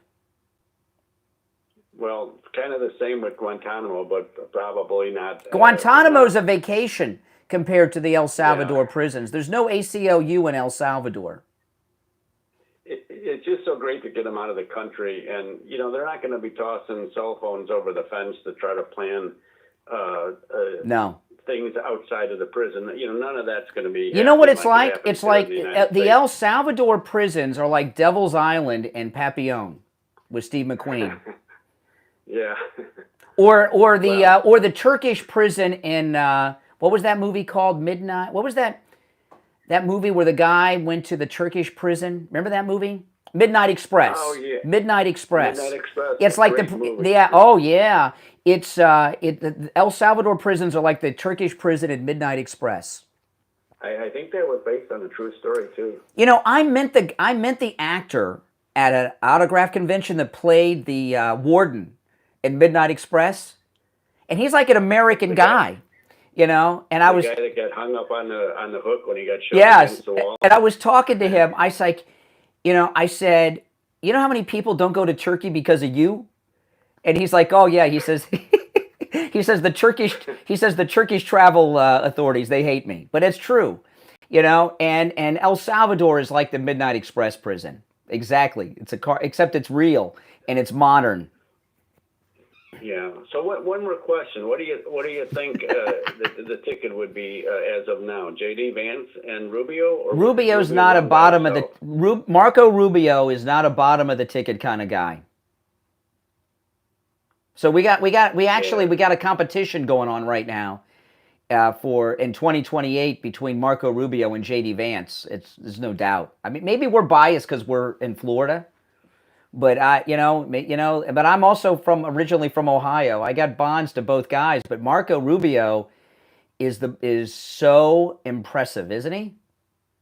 Yeah, he really is. He really is, and he just has a good mannerism. He's got just everything it takes as far as his speaking abilities, charisma.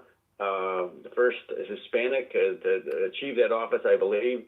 There's just a lot of things going for him. Yesterday Mike from Louisiana called, and he made a good point that I had not thought of, which is unusual for Mike from Louisiana. But there have been two secretaries of state who haven't been white, both of them Republicans, Condoleezza Rice and Marco. I know he's Cuban, you may consider that white, but you understand what I mean? All the Democrats have had white people. I wonder why that is. Well, we got the ball rolling big time, and their heads are spinning. They don't even know what to do. Oh, and I forgot about Colin Powell. Yeah. It's exponentially better every day, every week. It just keeps building steam. Well, this thing, we got the Guantanamo thing going, but this thing in El Salvador, these Venezuelan gang members are terrified of these El Salvador prisons from everything I'm reading online about it. These are we're joking around about Midnight Express and all. That was based on a true story. But it takes a lot to scare these guys. I mean, you got to understand, when they went into that apartment building in Colorado, they weren't even wearing masks, and they were committing crimes that give you life. These are fearless guys, but El Salvador scares them. And I haven't heard any ACLU bleeding hearts inject themselves into it yet. We'll see. Hey, listen, I got to run. They'll try to give the American prisoners rights or something. Oh, we've got rights. Yeah, just like in Dirty Harry. I've got rights. A lot of movie references today, but they all apply. All right, take care. Appreciate the call. If you're on hold, stand by. I'm Brian. It's the Steve Kane Show. Back after this.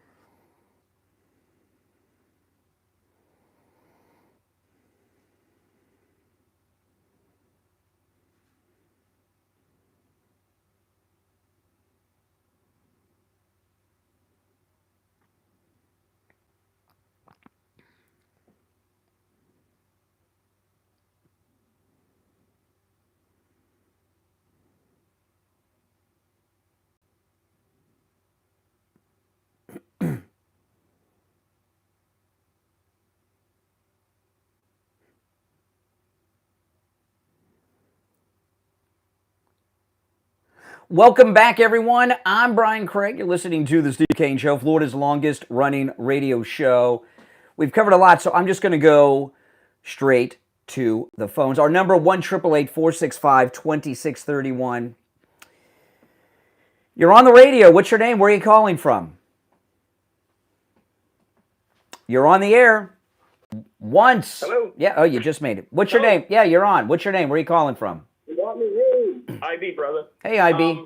I got a message about you yesterday from a listener. I must be having you on my speaker. Hold on. Okay. Yeah, I got a message about you from a listener yesterday, and yeah, it was an African American listener, and he thought it was rude of me to say that you don't sound black, that I was being rude to you, and I didn't remember you telling me that before, but I don't know why it would be. Listen, you guys, I don't get to see you guys. I hear you you get to see me online. I don't know what any of you look like, and those of you that call regularly, like IB and stuff that I haven't met. Like I've met Doug and Richie, the bus driver, but I haven't met you. I only know you from your voice, so you get these images in your mind. You also met Brian from Deerfield, so. Did I? You have a connection when Brian is on the phone with you. You have a connection because you guys met at Wings Plus before. Anyway, moving right along. But yeah, in a sentence, what was the FBI guy complaint was? What was his gripe? The FBI person, you played the tape. What was his gripe? That they can't break into the homes of presidents anymore, I guess. I don't know. They can't put wires on presidential candidates' campaign headquarters, and I don't know. I think it was something about their jobs being in jeopardy or something. Trump's getting ready to fire a whole bunch of FBI agents. My point is they still have a house, a roof over their head, a car, still having a job in a way. But they forget. They think we have a bad memory. What about the people in the fires? What about Maui? What about the train in Philippine derailment? What about the people that just got wiped out? What about the J6ers that have been locked up for 5 years? The J6ers, right? Yeah, we're supposed to feel sorry for you guys, and when you put us through hell and want to give you $755 and say, hey, get a little pat on your back to get back on your feet, and they're complaining. We're not going to forget about. Hey, we have a memory. We don't need social media to tell us what to think and how to remember things. Okay, and they're not going to get away with this. The train is running before they can react to one thing from Thursday, Friday of last week. 5 things already happened on Saturday, and here we are into Tuesday. They're not going to be able to keep up with it. It's like the dust is in their face right now, and all they're saying is smoke. And look what's happened. Look what's happened. Canada and Mexico surrendered yesterday. Canada and Mexico both are putting 10,000 troops on their border with us to stop drugs and illegals. Canada is appointing a drug czar for the first time. The Mexicans arrested a top cartel guy. U.S. intelligence planes are now flying over Mexico, tracking down the cartels. I mean, everything's going perfect. My words is in action now, because a couple of months back when we said, hey, I said we must make South America pay for allowing all those people to come up through their borders, and we must make them pay. And yes, Harris can do it, and that would be the good way to start. And the fact that I said that he will use everything at his disposal, that being the president, which means covert operations, to put it in simple terms. And now you guys are seeing those words come to fruition. Have a great day, y'all. All right, IB. Great call. IB's come a long way, too. You're on the air. What's your name? Where are you calling from? Hi, Brian. West Palm Beach. Yep. Jessica, how you doing? All right, Jessica. Hi. I wanted to talk about the FBI, what's going on there, and Mr. President Trump firing all these agents. I agree with him firing all of them, not some of them. I agree that he should clean house, because these are the people, the same people that went into his house. These are the same people that, abused the January 6th people, these are the same government and people that threatened, the soldiers that they needed to be vaccinated, and when they didn't refuse to vaccinate, they lost their jobs, their insurance, their entire life. Those soldiers were abused so they need to be fired. And we don't forget, exactly like the last caller said. I wanted to talk to you too about what's going on with the legislature. The GOP, Bush is doing a campaign against the immigration bill that we need to call. Okay, let me tell people what you're talking about. In the state of Florida, the Republicans that run the state, are Bush Republicans, and they're trying to stop the deportations in this country. And they got some bill to obstruct ICE, and Tom Homan, and DeSantis is standing up for Trump on this. And the governor, they are voting against the bill that DeSantis, is supporting, which is going after the illegals that are enrolled in colleges, but they're illegal. They're illegal. They shouldn't be. They are opposing that, and they're also opposing going into the schools. And I don't agree with that. I think that the governor should have, his say. Well, listen, I gotta run, but you make a good point. DeSantis is doing the right thing here, So, all right, appreciate the call, and he most certainly is. If you're on, let's see here. Let's take one more call. You're on the air. What's your name? Where are you calling from? Hello. Yeah, you're on the air. What's your name? Where are you calling from? Hold on, let me turn you off. Yes. Oh, my goodness. Yes. Well, this will be worth it. This has got to be good. All this winning. Yeah. What's your name? Where are you calling from? Jay from Jersey. Hey, Jay, all this winning going on. It's very exciting. Oh, I'm glad you seem to be happy about it. I'm glad to watch a little bit of it, too. It's been very exciting to see all the craziness back on TV all over again. You know what the best part that I've been laughing at? What? I like the fact that some of them were Trump supporters and MAGA, and they voted for him, and now they're getting fired. Who voted for Trump that's getting fired? Yeah, I love it a lot. Who voted for Trump that Trump's firing? Who? They've been all on. I don't know these people's names, so don't be stupid now. Don't be stupid. No, like. Do you know the people that he's fired? Do you know the people's names that he's firing? The people that have been fired are. Do you know their names? I know where they're from. Do you know their names? Like you just asked me. I know that they're part of the bureaucracy, like FBI people, USAID people. I'm not just talking about from the FBI. I'm talking about all the ones that's been on TV. I voted for him. Look at this. I'm losing my job. I've been supporting him. I haven't seen any of that. I haven't seen any of that. Oh, then you need to look a little closer. Where do I have to look? Where do I watch for that? Rachel Maddow? Listen. Where did you see that on TV? I've seen it on NBC. I missed that. MAGA voters were fired by Trump? That doesn't even make sense. Do you know a lot of people he's been messing with? And you know what? What? A lot of them supported and voted for him. Why are you whispering? That's what they get. Why are you whispering? That's what they get. Why are you whispering? Because I'm actually home today. Oh, you're home? Who's home that would hear you? Yes. Mommy? It doesn't matter who's Mommy? home. I don't need them to hear everything Mommy? I'm saying. I don't live with my mama. Do you live with your mama? Oh, no, I don't. But I'm not whispering. Why are you whispering in your own home? I didn't even realize I was whispering to you, thinking you want me to talk loud. No, I said, why are you whispering? And you said, because you're home. Why are you whispering in your own home? I wasn't yelling. I guess that was a sarcastic way of talking. Okay. Is that okay with you? That's fine. I was just curious. I love to hear. I'll talk louder since you want me to yell. I love to see all the Trump supporters who are getting fired. Are you hallucinating? Are you on mushrooms or something? You're hallucinating. No, you're hallucinating. If you honestly believe that all the things he's doing aren't touching Trump supporters. Okay.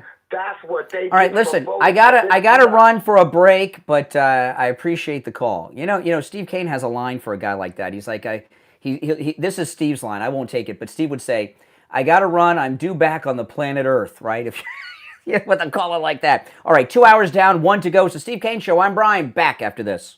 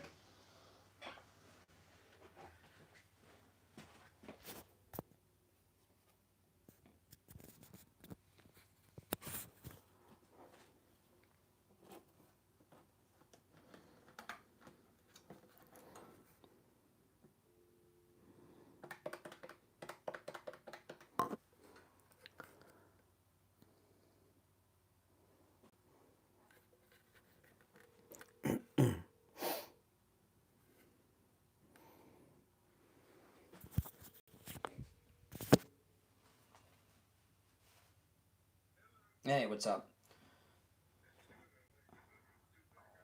Yeah, I know.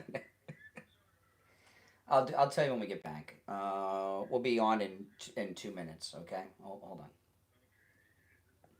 Yeah, it's all good stuff.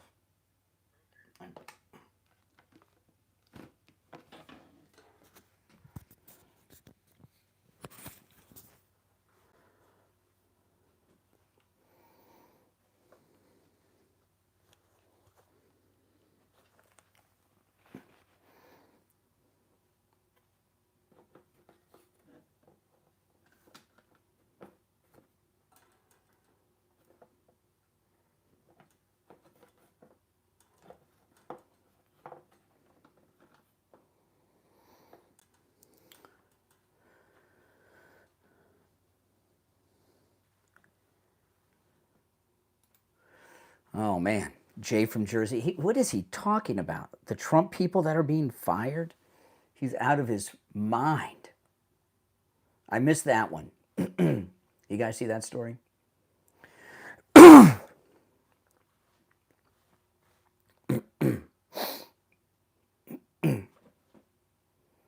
What is he talking about?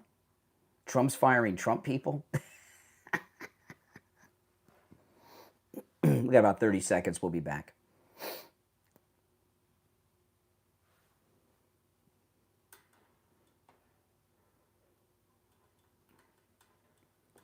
Got a little...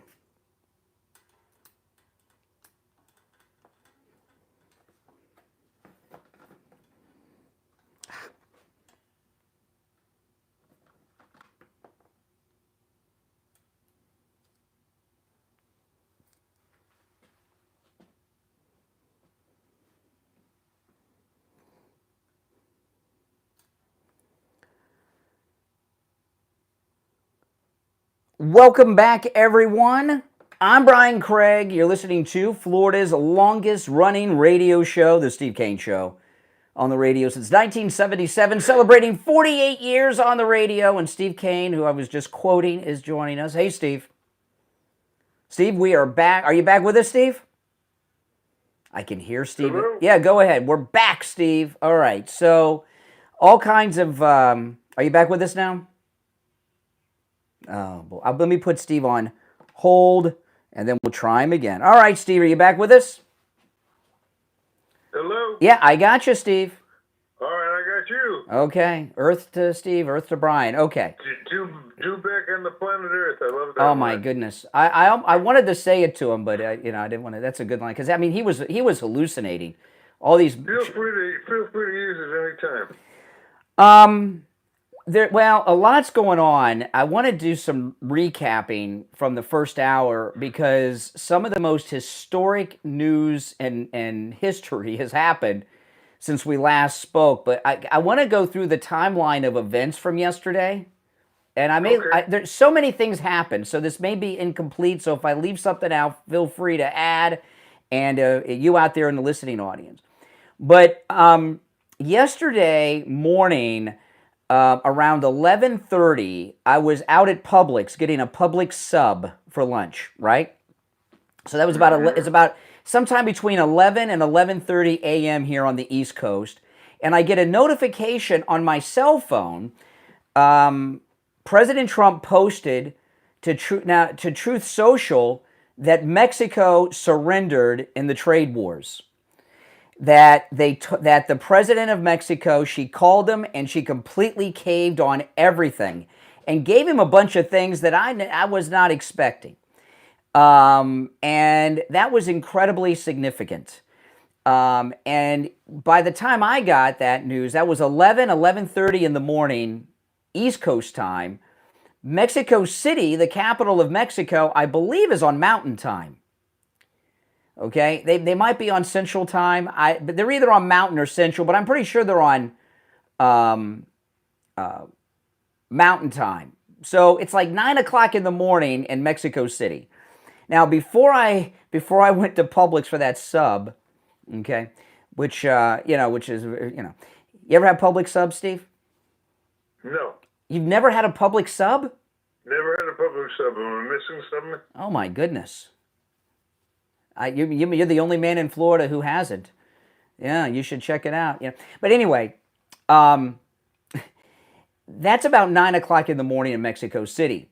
So that, before I left, I'm watching the news, and I'm watching CNN and MSNBC, and they're having a pep rally because the Dow Jones is going down.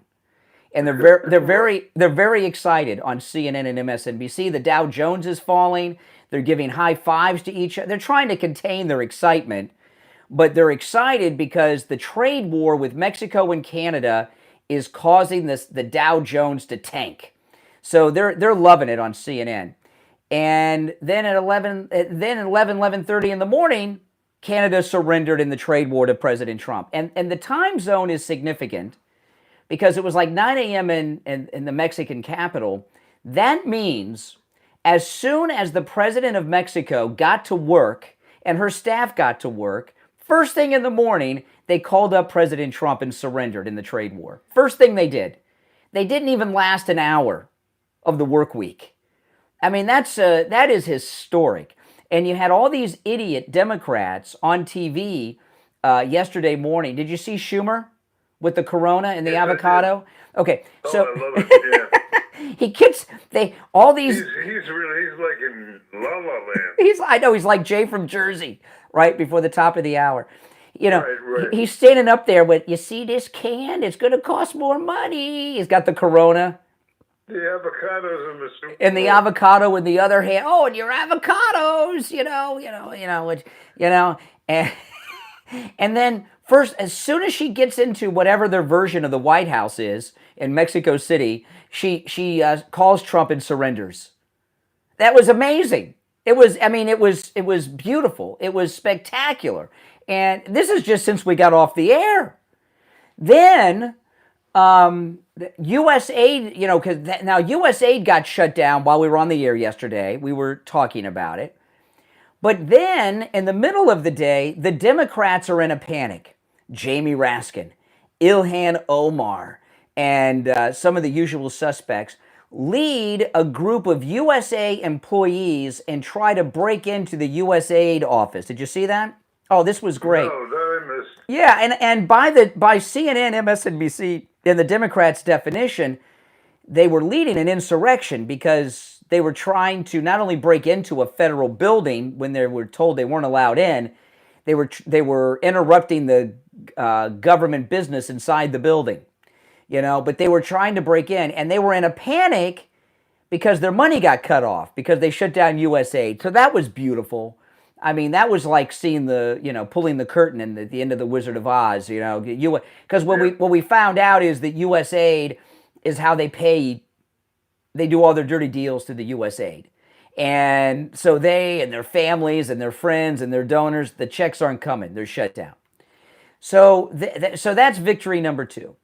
But then, even though Mexico surrendered, MSNBC, the Democrats, all CNN, they're holding. They still got hope.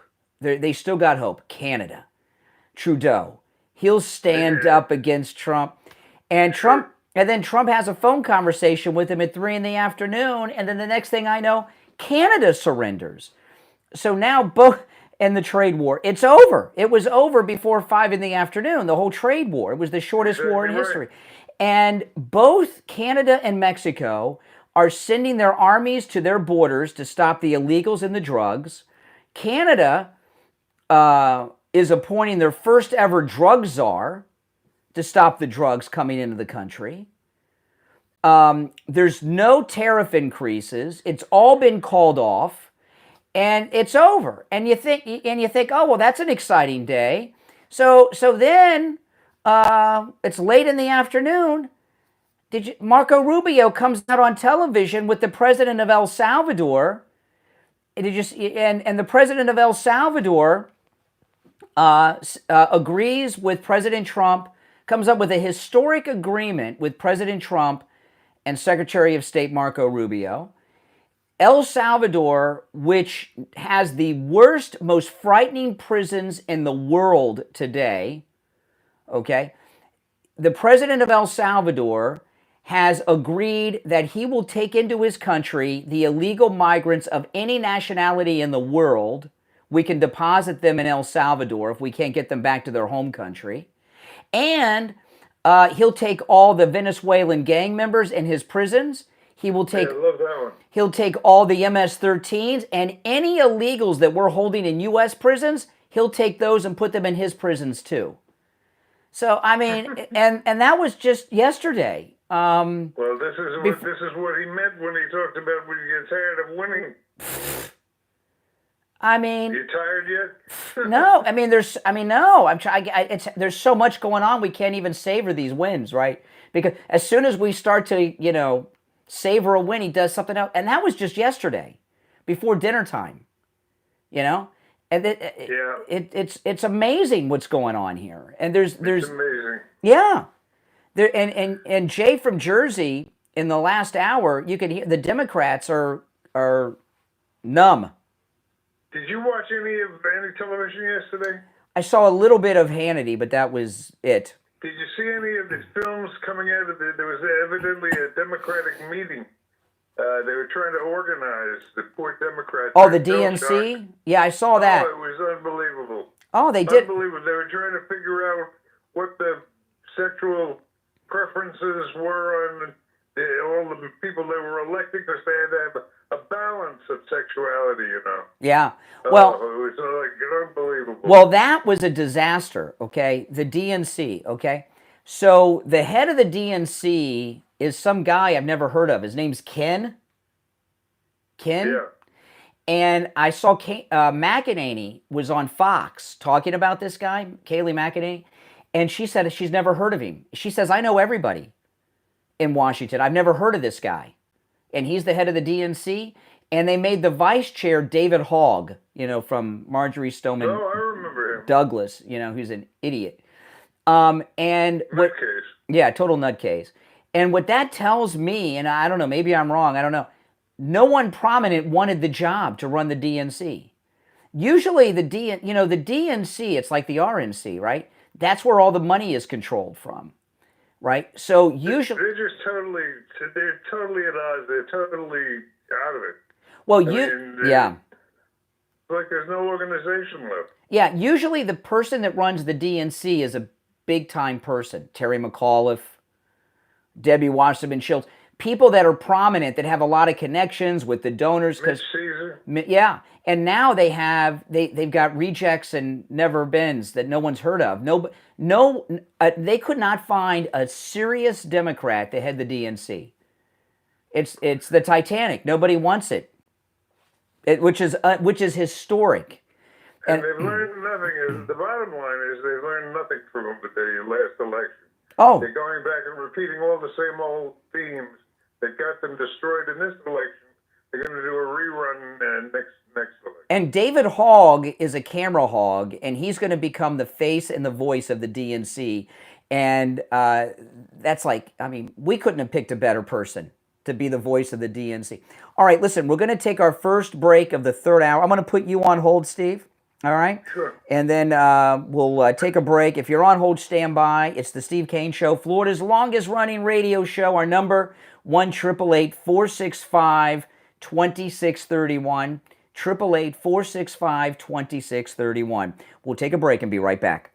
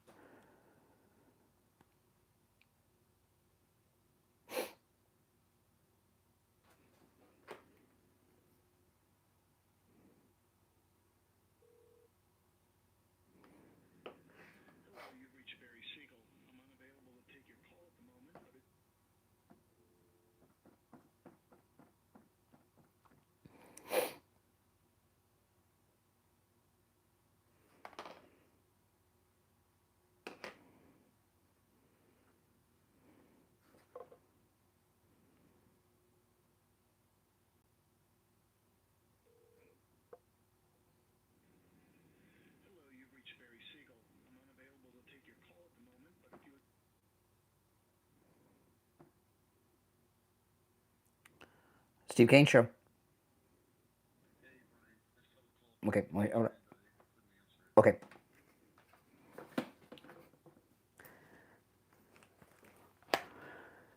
All right, we are back. I'm Brian. A little rough there during the break. It's the Steve Kane Show. It is time.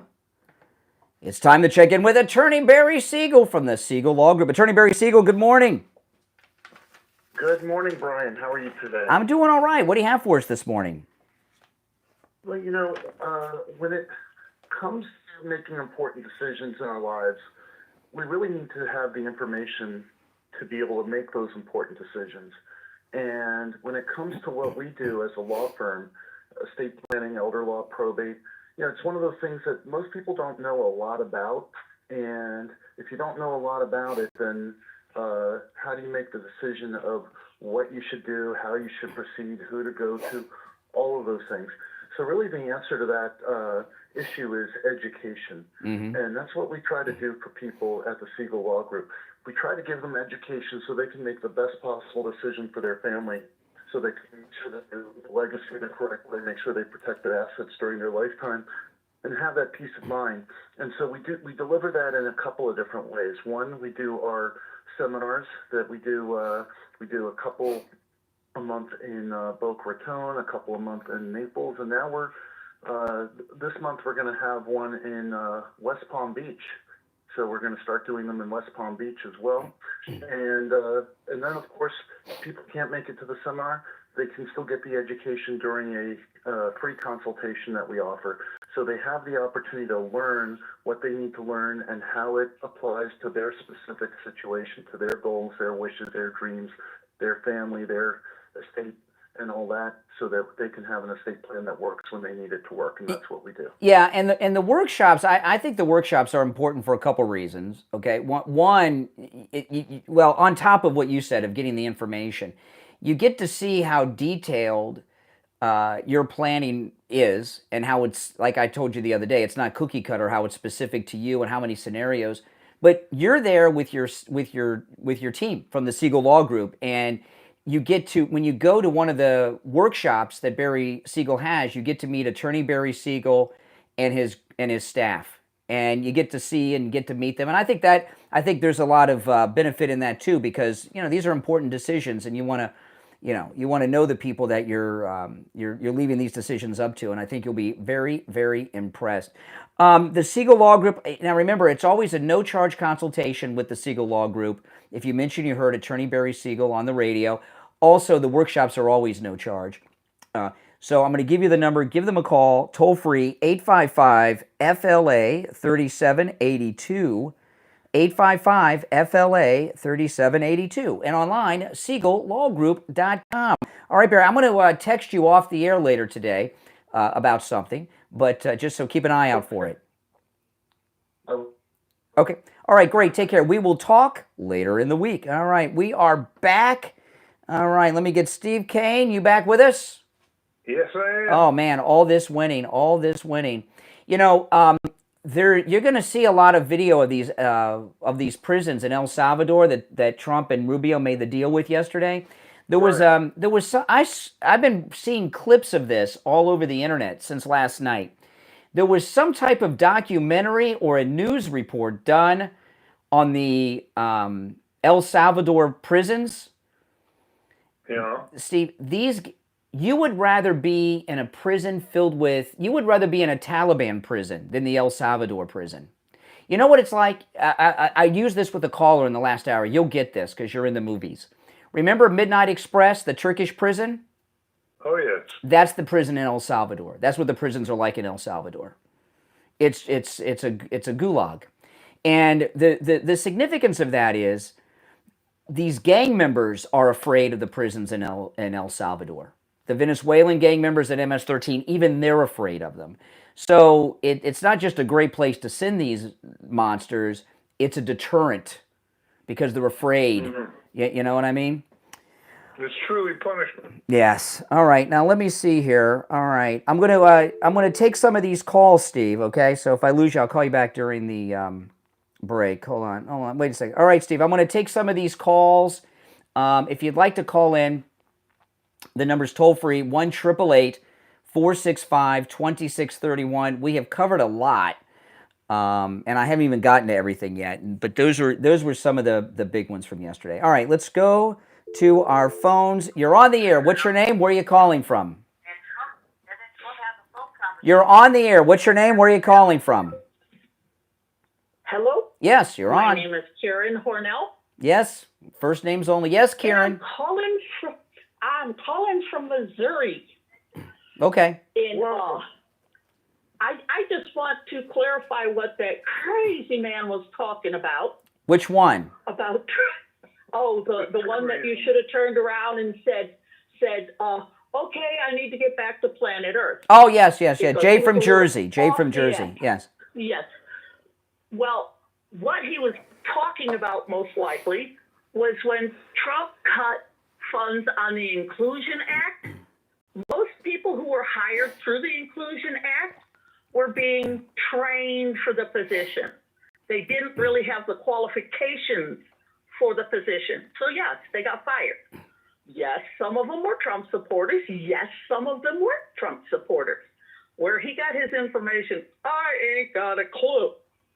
Okay? Probably Rachel Maddow, Joy Reid, someone like that. Oh, yeah. As well as I don't listen to hearsay, and I did put in on your speak thing that if there is any way you can get me information where to look it up, I downloaded everything. Project 2025, which was written primarily by Russell, which Trump should take a step back from him because him and Elon are trying to take his presidency. All right. Well, hey, listen. I appreciate. Wait a second. Wait. Slow down. No, you said something. I was just ready to let you go, but you said something. I think you may have misspoke. You said Elon Musk is trying to take Trump's presidency. Tell me about that. No, what it is he's not trying to take it. He's trying to control him. He is trying to get into the purse strings. Give me an example of him doing that. Give me an example of him doing that. He's got people that he hired and brought in from his own companies, tech people. Yes. And when he was told he couldn't go into these places, even Trump told him, no, you can't. I've got this. Elon has been trying to get in a back door. No, in fact, I know what you're talking about. There's an article in the Daily Mail today. I haven't gotten to it, but it's a group of the people that Elon Musk has from working for Doge, and there's a handful of tech geniuses. They're all in their early 20s. There's some of them haven't been to college. And they're the forensic people that are going through all the payments at the Treasury Department and U.S. aid. Yeah, I don't know what your beef is with them. They're trying to get into all of it. Yes. They're trying to get into all. Well, we of want to it. know where the money's going. We want to know who's getting the money. Destroyed. That's the basis of our economic problems in this country. That's what we want. I would rather Trump handle it. Well, he's president. He's not a forensic accountant. Elon's not even handling it. He's delegated it to this team of geniuses. They're a team of geniuses. He hired forensic people. He sends rockets into space, okay? So he's got geniuses who work for him. Not yet. He's building them to go into space. No, I saw one of his when I left my house. One of them went? I saw one. I saw one of Elon's rockets launched this morning before I went on the air. Ooh.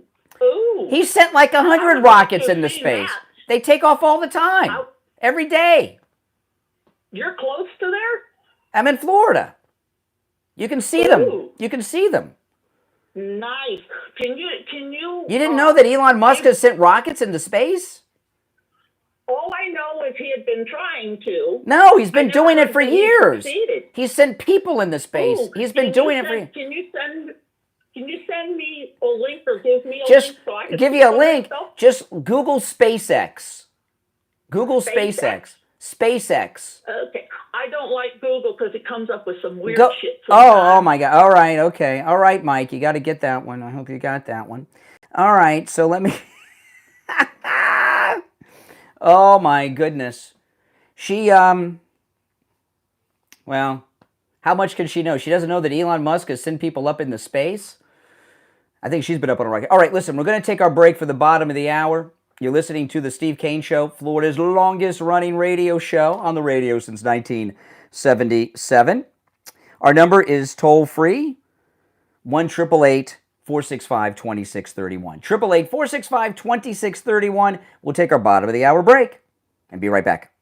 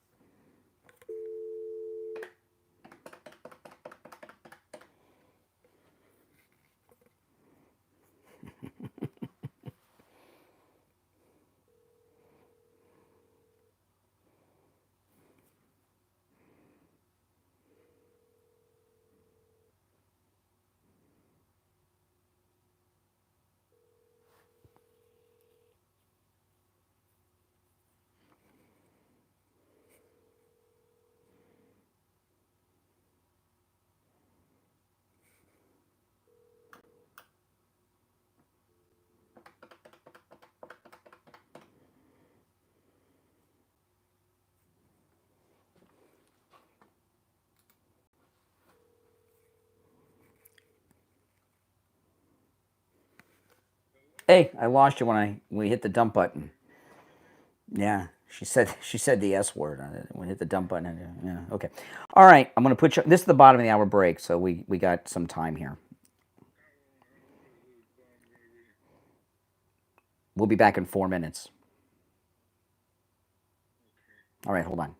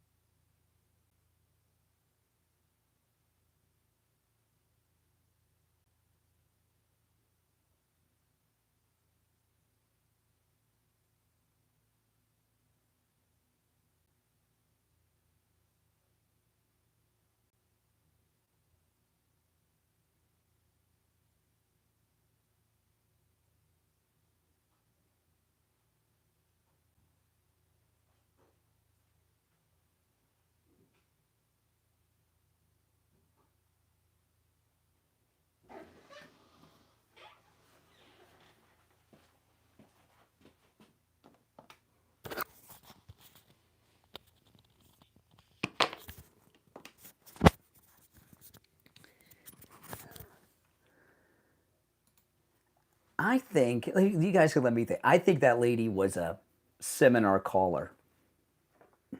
What do you guys think? She doesn't know that Elon Musk has sent rockets into space? What kind of person is that? How could you not know that? Right? He's been doing it for years. I was surprised. That's one I'd not expected to hear. She's like, really? He did it?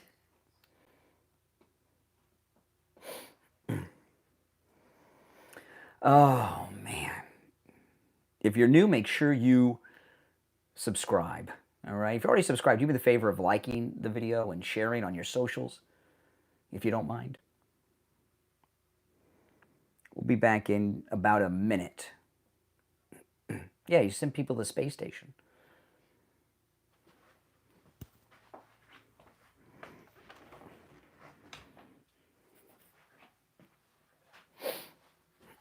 I know. Strange people. We're hearing from strange people today. Well, that's because we're winning so much. So the never Trumpers and the Democrats are just having meltdowns. You know, that's it. 30 seconds.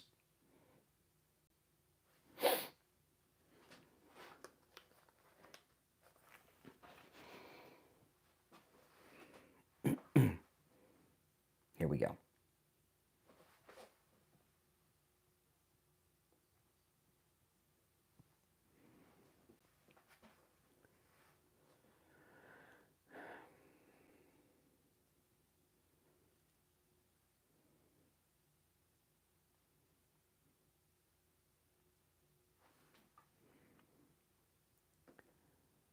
All right, we are back. I'm Brian Craig. It's the Steve Kane Show. Steve, you back with us?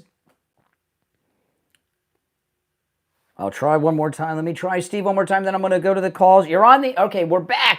There you are. Okay.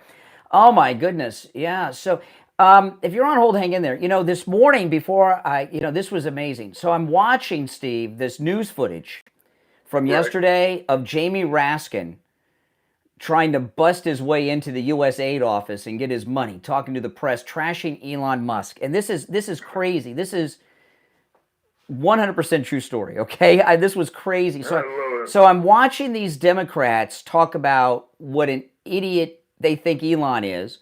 Then I saw a clip. Caroline Leavitt, Trump's White House spokesperson, had a press conference yesterday, and one of the idiots in the press asked if Elon Musk has a security clearance, because they're like, he's got access to all the US aid. This is all classified. And of course he has, because he's NASA now, right? He's got the SpaceX, the rockets, right. And I'm watching this. I get in my car, I leave my house, I pull out of my development, and there's these two cars that I see every day at the same time. They leave at the same time, going to work, and they're pulled over on the road outside my development. And I thought they got into a car accident or somebody hit a dog. And I slowed down, like, what's going on? And I saw one of Elon Musk's rockets going up into space this morning. It's about 5 a.m. or so, between, about 5:15 this morning. And it was beautiful. And it was going, instead of going north and just out over the ocean, it went southeast, and it was almost due east of me here.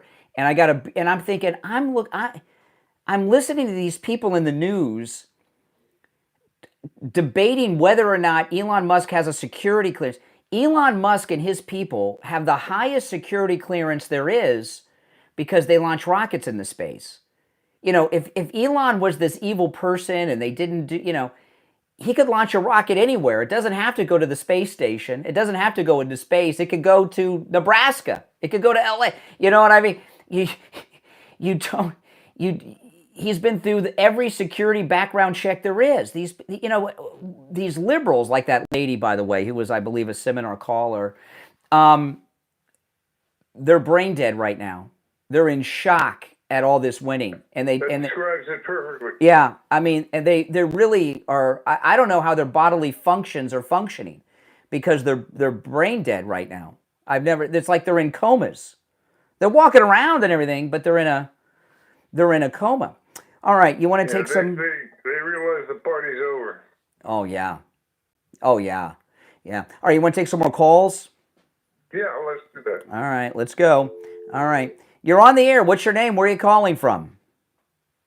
Yeah, it's Renee from Harlem. Oh, hey, Renee. You must be excited. All this winning.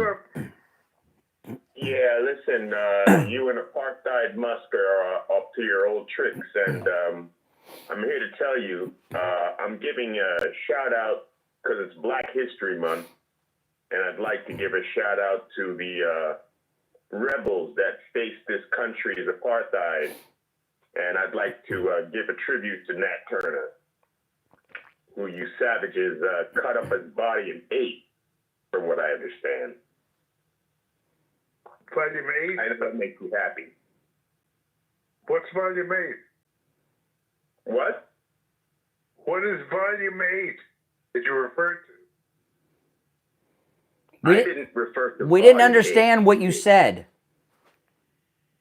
You didn't listen to what I said. No, you cut out. You cut out.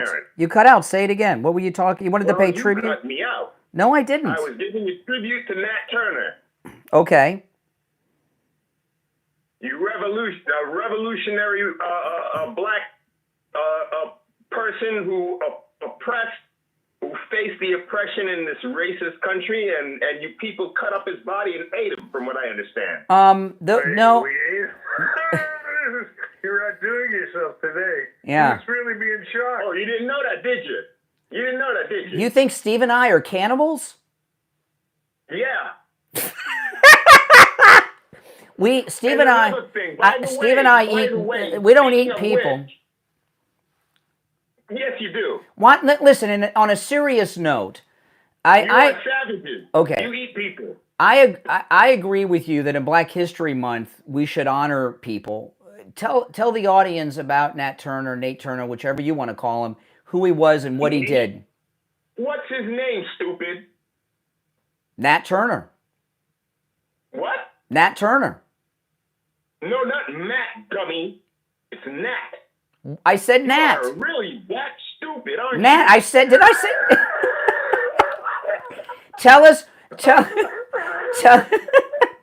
Oh, no. Tell the audience about Nat Turner, who he was and why he should be remembered. He killed you people. That was his best effort. You don't even know. He killed a lot of you. You don't even know.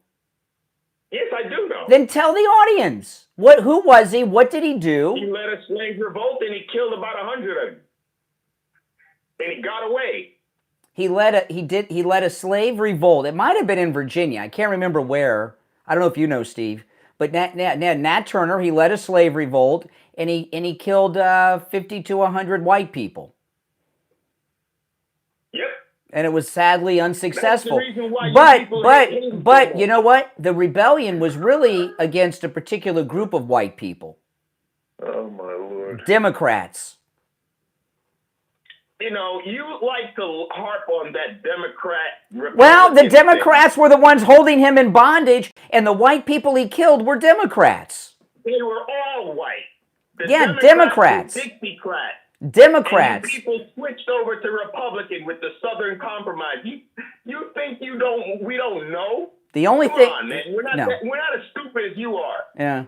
So this is interesting. Yeah. So you think the Republicans? You've been going after the 1965 Civil Rights Bill ever since. See what I mean, Steve?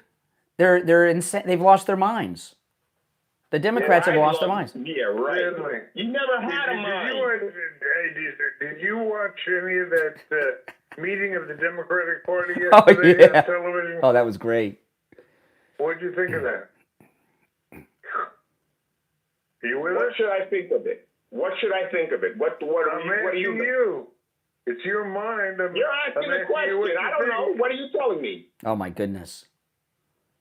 This is. I'm not telling you anything. I'm asking you a question. What's the question? It's a dumb question. Why are you so angry? This is like because you people are racist. That's why. Wet mattress. Why you ask a redundant question? I feel. You people are racist, and I know it. You know. You don't think I know? This creep has nothing to say. All right, I agree with that. That's NCS. Get off the phone, you jerk. Oh my goodness. Oh my You goodness. can only listen to so much of that crap before you. So Renee is now defending the people that killed Nat Turner. I guess so. I guess he's. The only Nat Turner I know he used to play for the Washington Senators back in the 50s. But No, this isn't the same one. Did they eat him too? it's a different Nat Turner. Oh my, yeah, I think so. Yeah. Oh my goodness. I don't understand. I don't understand. And if you look at President Trump, here's the head of the FBI. He's not white. Marco Rubio's Hispanic. Very diverse group of people. Now they only make up 2 genders. We don't have any 3rd, 4th, or 12th genders of any of our Trump people. But there's a lot of ethnic and gender diversity. We got women, right? So I don't know. Where do we have women? Yeah, I know. Just there, I was watching on, I can't remember if it was MSNBC or CNN. They were having a fit over Christy Noem, the Homeland Security Secretary, and the cowboy hat. Did you see any of this? Oh, bad. She wears a cowgirl hat because she's a girl. And, she grew up on a farm, Remember the story about when she shot the puppy? She grew up on a farm. It almost cost her a job. Yeah, I know. And, and they're really just, the reason they're ticked off about the cowboy hat with Christy Noem is because she's hot. They couldn't say it. She looks sexy with the hat on and the jeans and the cowboy clothes with the vest on. But when you look at all the GOP women, they're all most of them very, very attractive. Yeah, I mean, almost without exception. The press sec Carolyn Levitt. Yeah, you know what I feel like? I feel like this must be what the Democrats felt like when Obama won in 2008. I mean, they were having a party and we were not feeling too good. But you look at the things that President Trump has done, and it's been 2 weeks today since he was inaugurated, and I can't think of anything he's done that's bad for the American people. Nothing. They were trying to. That's amazing. Yeah, they were trying to terrify everyone about the tariffs, and that's off now because Canada and Mexico surrendered yesterday. So that's not even on the table anymore. You know what? Though, I would like to tell people about the free doorbell camera offer from Slomin's. My daughter's got the doorbell camera out in L.A.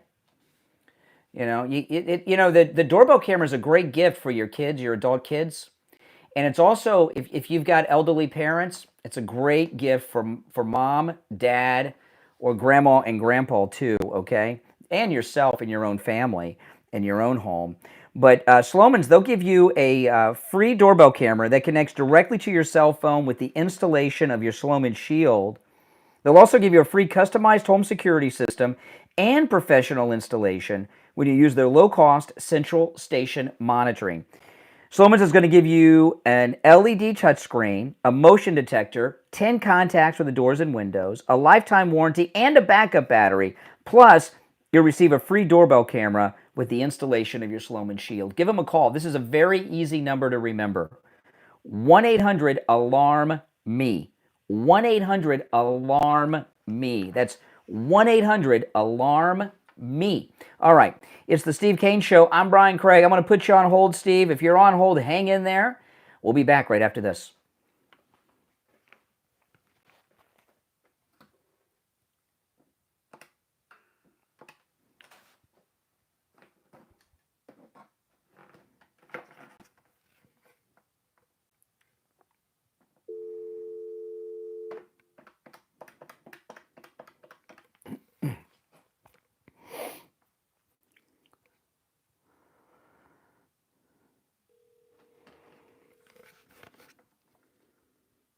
Hey there, hold on.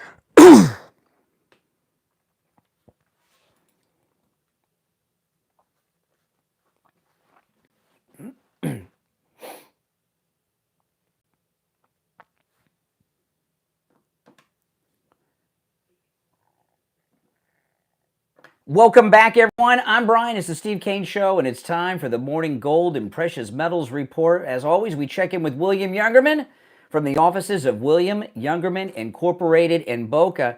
I got some good news based on the smile in your voice when I called you up, William Youngerman. How the metals looking this morning? We are in one of the biggest bull markets I've seen in my lifetime, practically. Really? And it doesn't seem to have any end in sight at this point. We saw gold again trading in a range yesterday of $2,811 to $2,817, closing out the day up $16 at $2,815.20. Silver gained 30 cents, closing out the day at $31.57, while platinum was up $17 at $9.62. And palladium lost $3 at $9.96. Overnight, we've seen gold trading in a range on the low of 2,805. 2,800 seems to be a real support area for gold now, and the high of $2,841 the ounce. Right now, gold's at $2,338.20. That's up $23. Silver up 33 cents at $31.90 the ounce. Platinum up $8 at $970.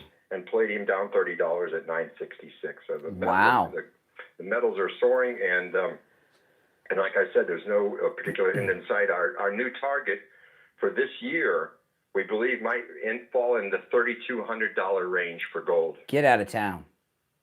That's amazing. You remember, Brian, when you first started with us, when gold was $400 an ounce? 400. I walked out of your. I tell this story all the time. I guess I like to make myself look stupid, but we walked out of your shop first time I met you. Steve says, "Brian, go back in there and buy some gold." I said, "Steve, gold's been around for 5,000 years. It's $435 an ounce. How much higher can it go?" I mean, that's amazing. And you're not one of those guys that makes these bold predictions, okay? This to the moon stuff, So when you make predictions like that, it's a serious analysis of the situation. Let me ask you, with the prices like they are with gold and silver, are you finding a lot of people coming in that have like old jewelry and things and are turning it into cash or coins? Yes, we are. We're still seeing a lot of divesting people divesting themselves of jewelry that they don't wear anymore. That's just sitting around waiting to disappear, or broken jewelry that they don't think is worth anything. They bring it in and they're absolutely startled. We had a woman come in the other day, and when I told her how much she was going to get for her outdated broken jewelry, she almost fainted. I mean, they're just, she says, "I can't believe how much," and it wasn't that much. It was just a little handful of gold jewelry and chains, and so it's amazing how much you'll get for stuff that's just laying around gathering dust. And by the way, into something real. That's broken jewelry. It's old, god awful, out of date, ugly jewelry. It doesn't matter. And some of the old watches we buy, Rolexes, Patek Philippe's, people are blown away when we tell them how much we'll pay for them. They're very collectible now, and so we're finding a lot of people that are going back into the safety deposit boxes and pulling things out that've been there since Grandpa died. Yeah, absolutely. All right. Well, listen, William Youngerman opens up at 10 a.m., and you can stop in. It's free appraisals, of course, for Steve Kane listeners. His address is 150 East Palmetto Park Road in Boca, on the first floor of the Bank of America building, just east of US 1 Federal Highway on the south side of Palmetto Park Road. Give him a call, and you can do your transactions over the phone and through the mail no matter where you're located in the world, okay? 1-800-327-5010, 1-800-327-5010, and online, WilliamYoungerman.com. All right, William Youngerman, we'll touch base tomorrow. Okay, have a great day. All right, we are back. And man, oh man, Steve, William Youngerman is throwing a party over there at William Youngerman's with these prices. Oh, boy. All right, we are back. Are you back with us, Steve? Let me try that one. Hold on. I got all my lines crossed. All right, we'll try Steve again. Hold on. All right, Steve, you back with us? All right, I don't have Steve, but I got a full board, so we're going to keep on trucking. You're on the air. What's your name? Where are you calling from? Hey, Steve and Brian. Good morning. It's JJ from Mass. Hey, JJ, what's up? Well, I was, listening to Elon yesterday talk about the apple. If it has just one worm, you can pull it out and this USAID is basically a big thing of worms. And the more I, watched all this coverage and looked at all these things, I mean, I'd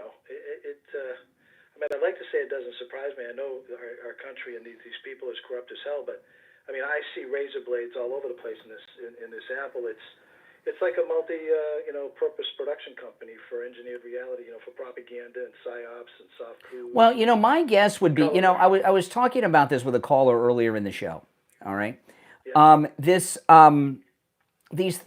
list of things we're seeing as an example, one that stood out of my mind was a bunch of money for Drag Queen Story Hour in Peru.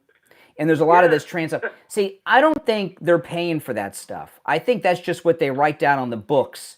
And, I mean, how are you going to find out if they're paying for a Drag Queen Story Hour in some village in Serbia, right? So this is one of the things I think about that, Brian, is I think that, I mean, that's a good point. And that's something I kind of think like that's obviously a possibility. But I also think these guys are experienced criminals.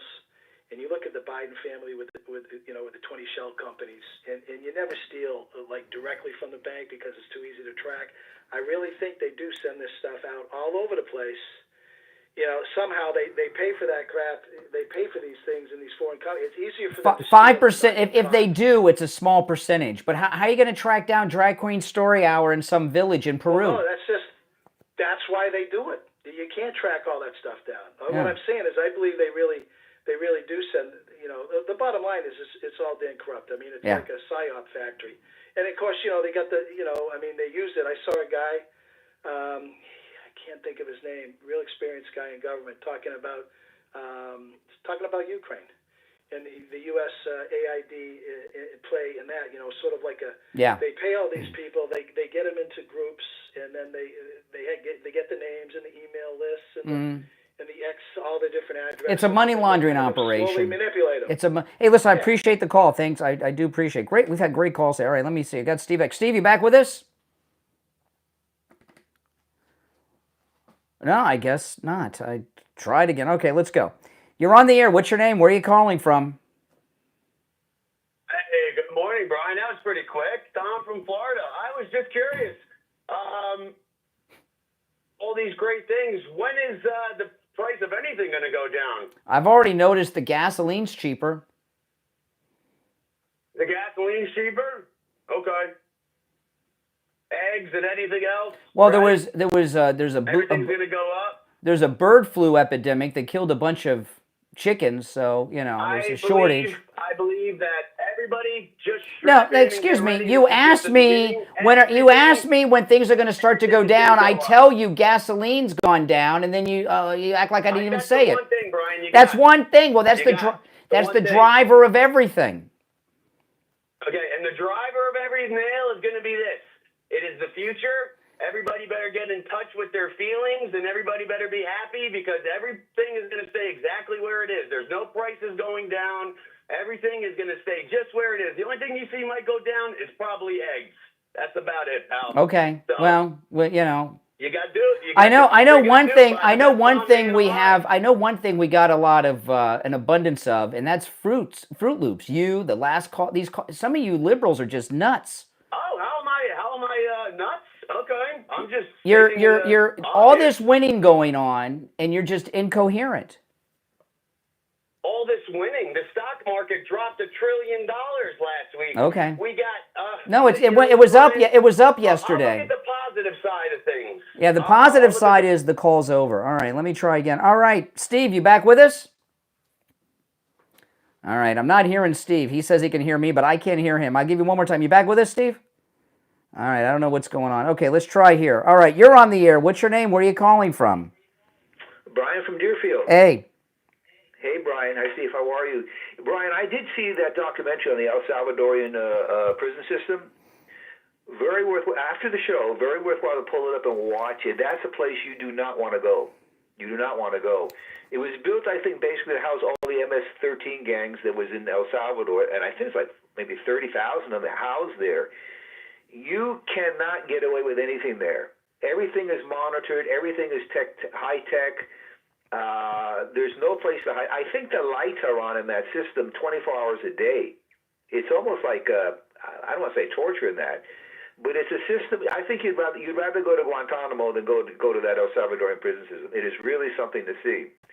And I do see some crowded, jail cells and that. You got prisoners duck walking from, like if you're going to lunch and stuff, you're duck walking along the lines there and that.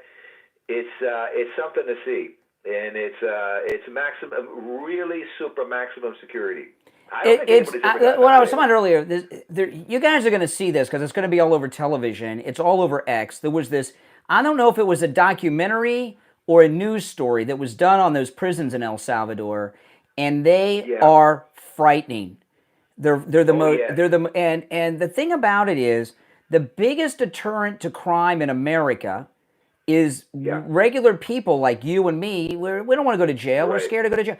The fear of what happens to people in jail is the biggest deterrent to crime. If jail was a vacation, people, I'll do that. I'll do a stretch, but it's not. It's scary and dangerous. These violent. If you look on the prisoners' faces, there's some scare there. They're hardcore guys. You see some fear on their faces there.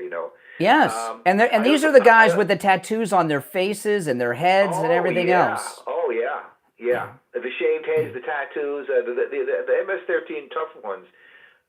This prison system is really something to see. I tell you watch that documentary, you really appreciate your freedom to just go out and go for a walk. Yeah. There's no freedom there. You're in there and you're doing time there. Yeah. One other quick point. I saw that thing on the DNC. If you want to see a political party in demise and dissent, it was a disgrace. 14, 15 people up there, they look like a bunch of clowns, and then they're doing the conga dance at the end there and stuff. It's a party it shatters. It's what I was telling Steve earlier. When I never heard of this guy that's the new head, Ken something, and Kayleigh McEnany said she's never heard of him either, and she knows everybody. And you look. I haven't heard if anybody knows him. Yeah, no, I've never. I don't know where they got him from. Well, then David Hogg is the vice. So what McEnany's take was, and I agree with her, no one credible wants the job.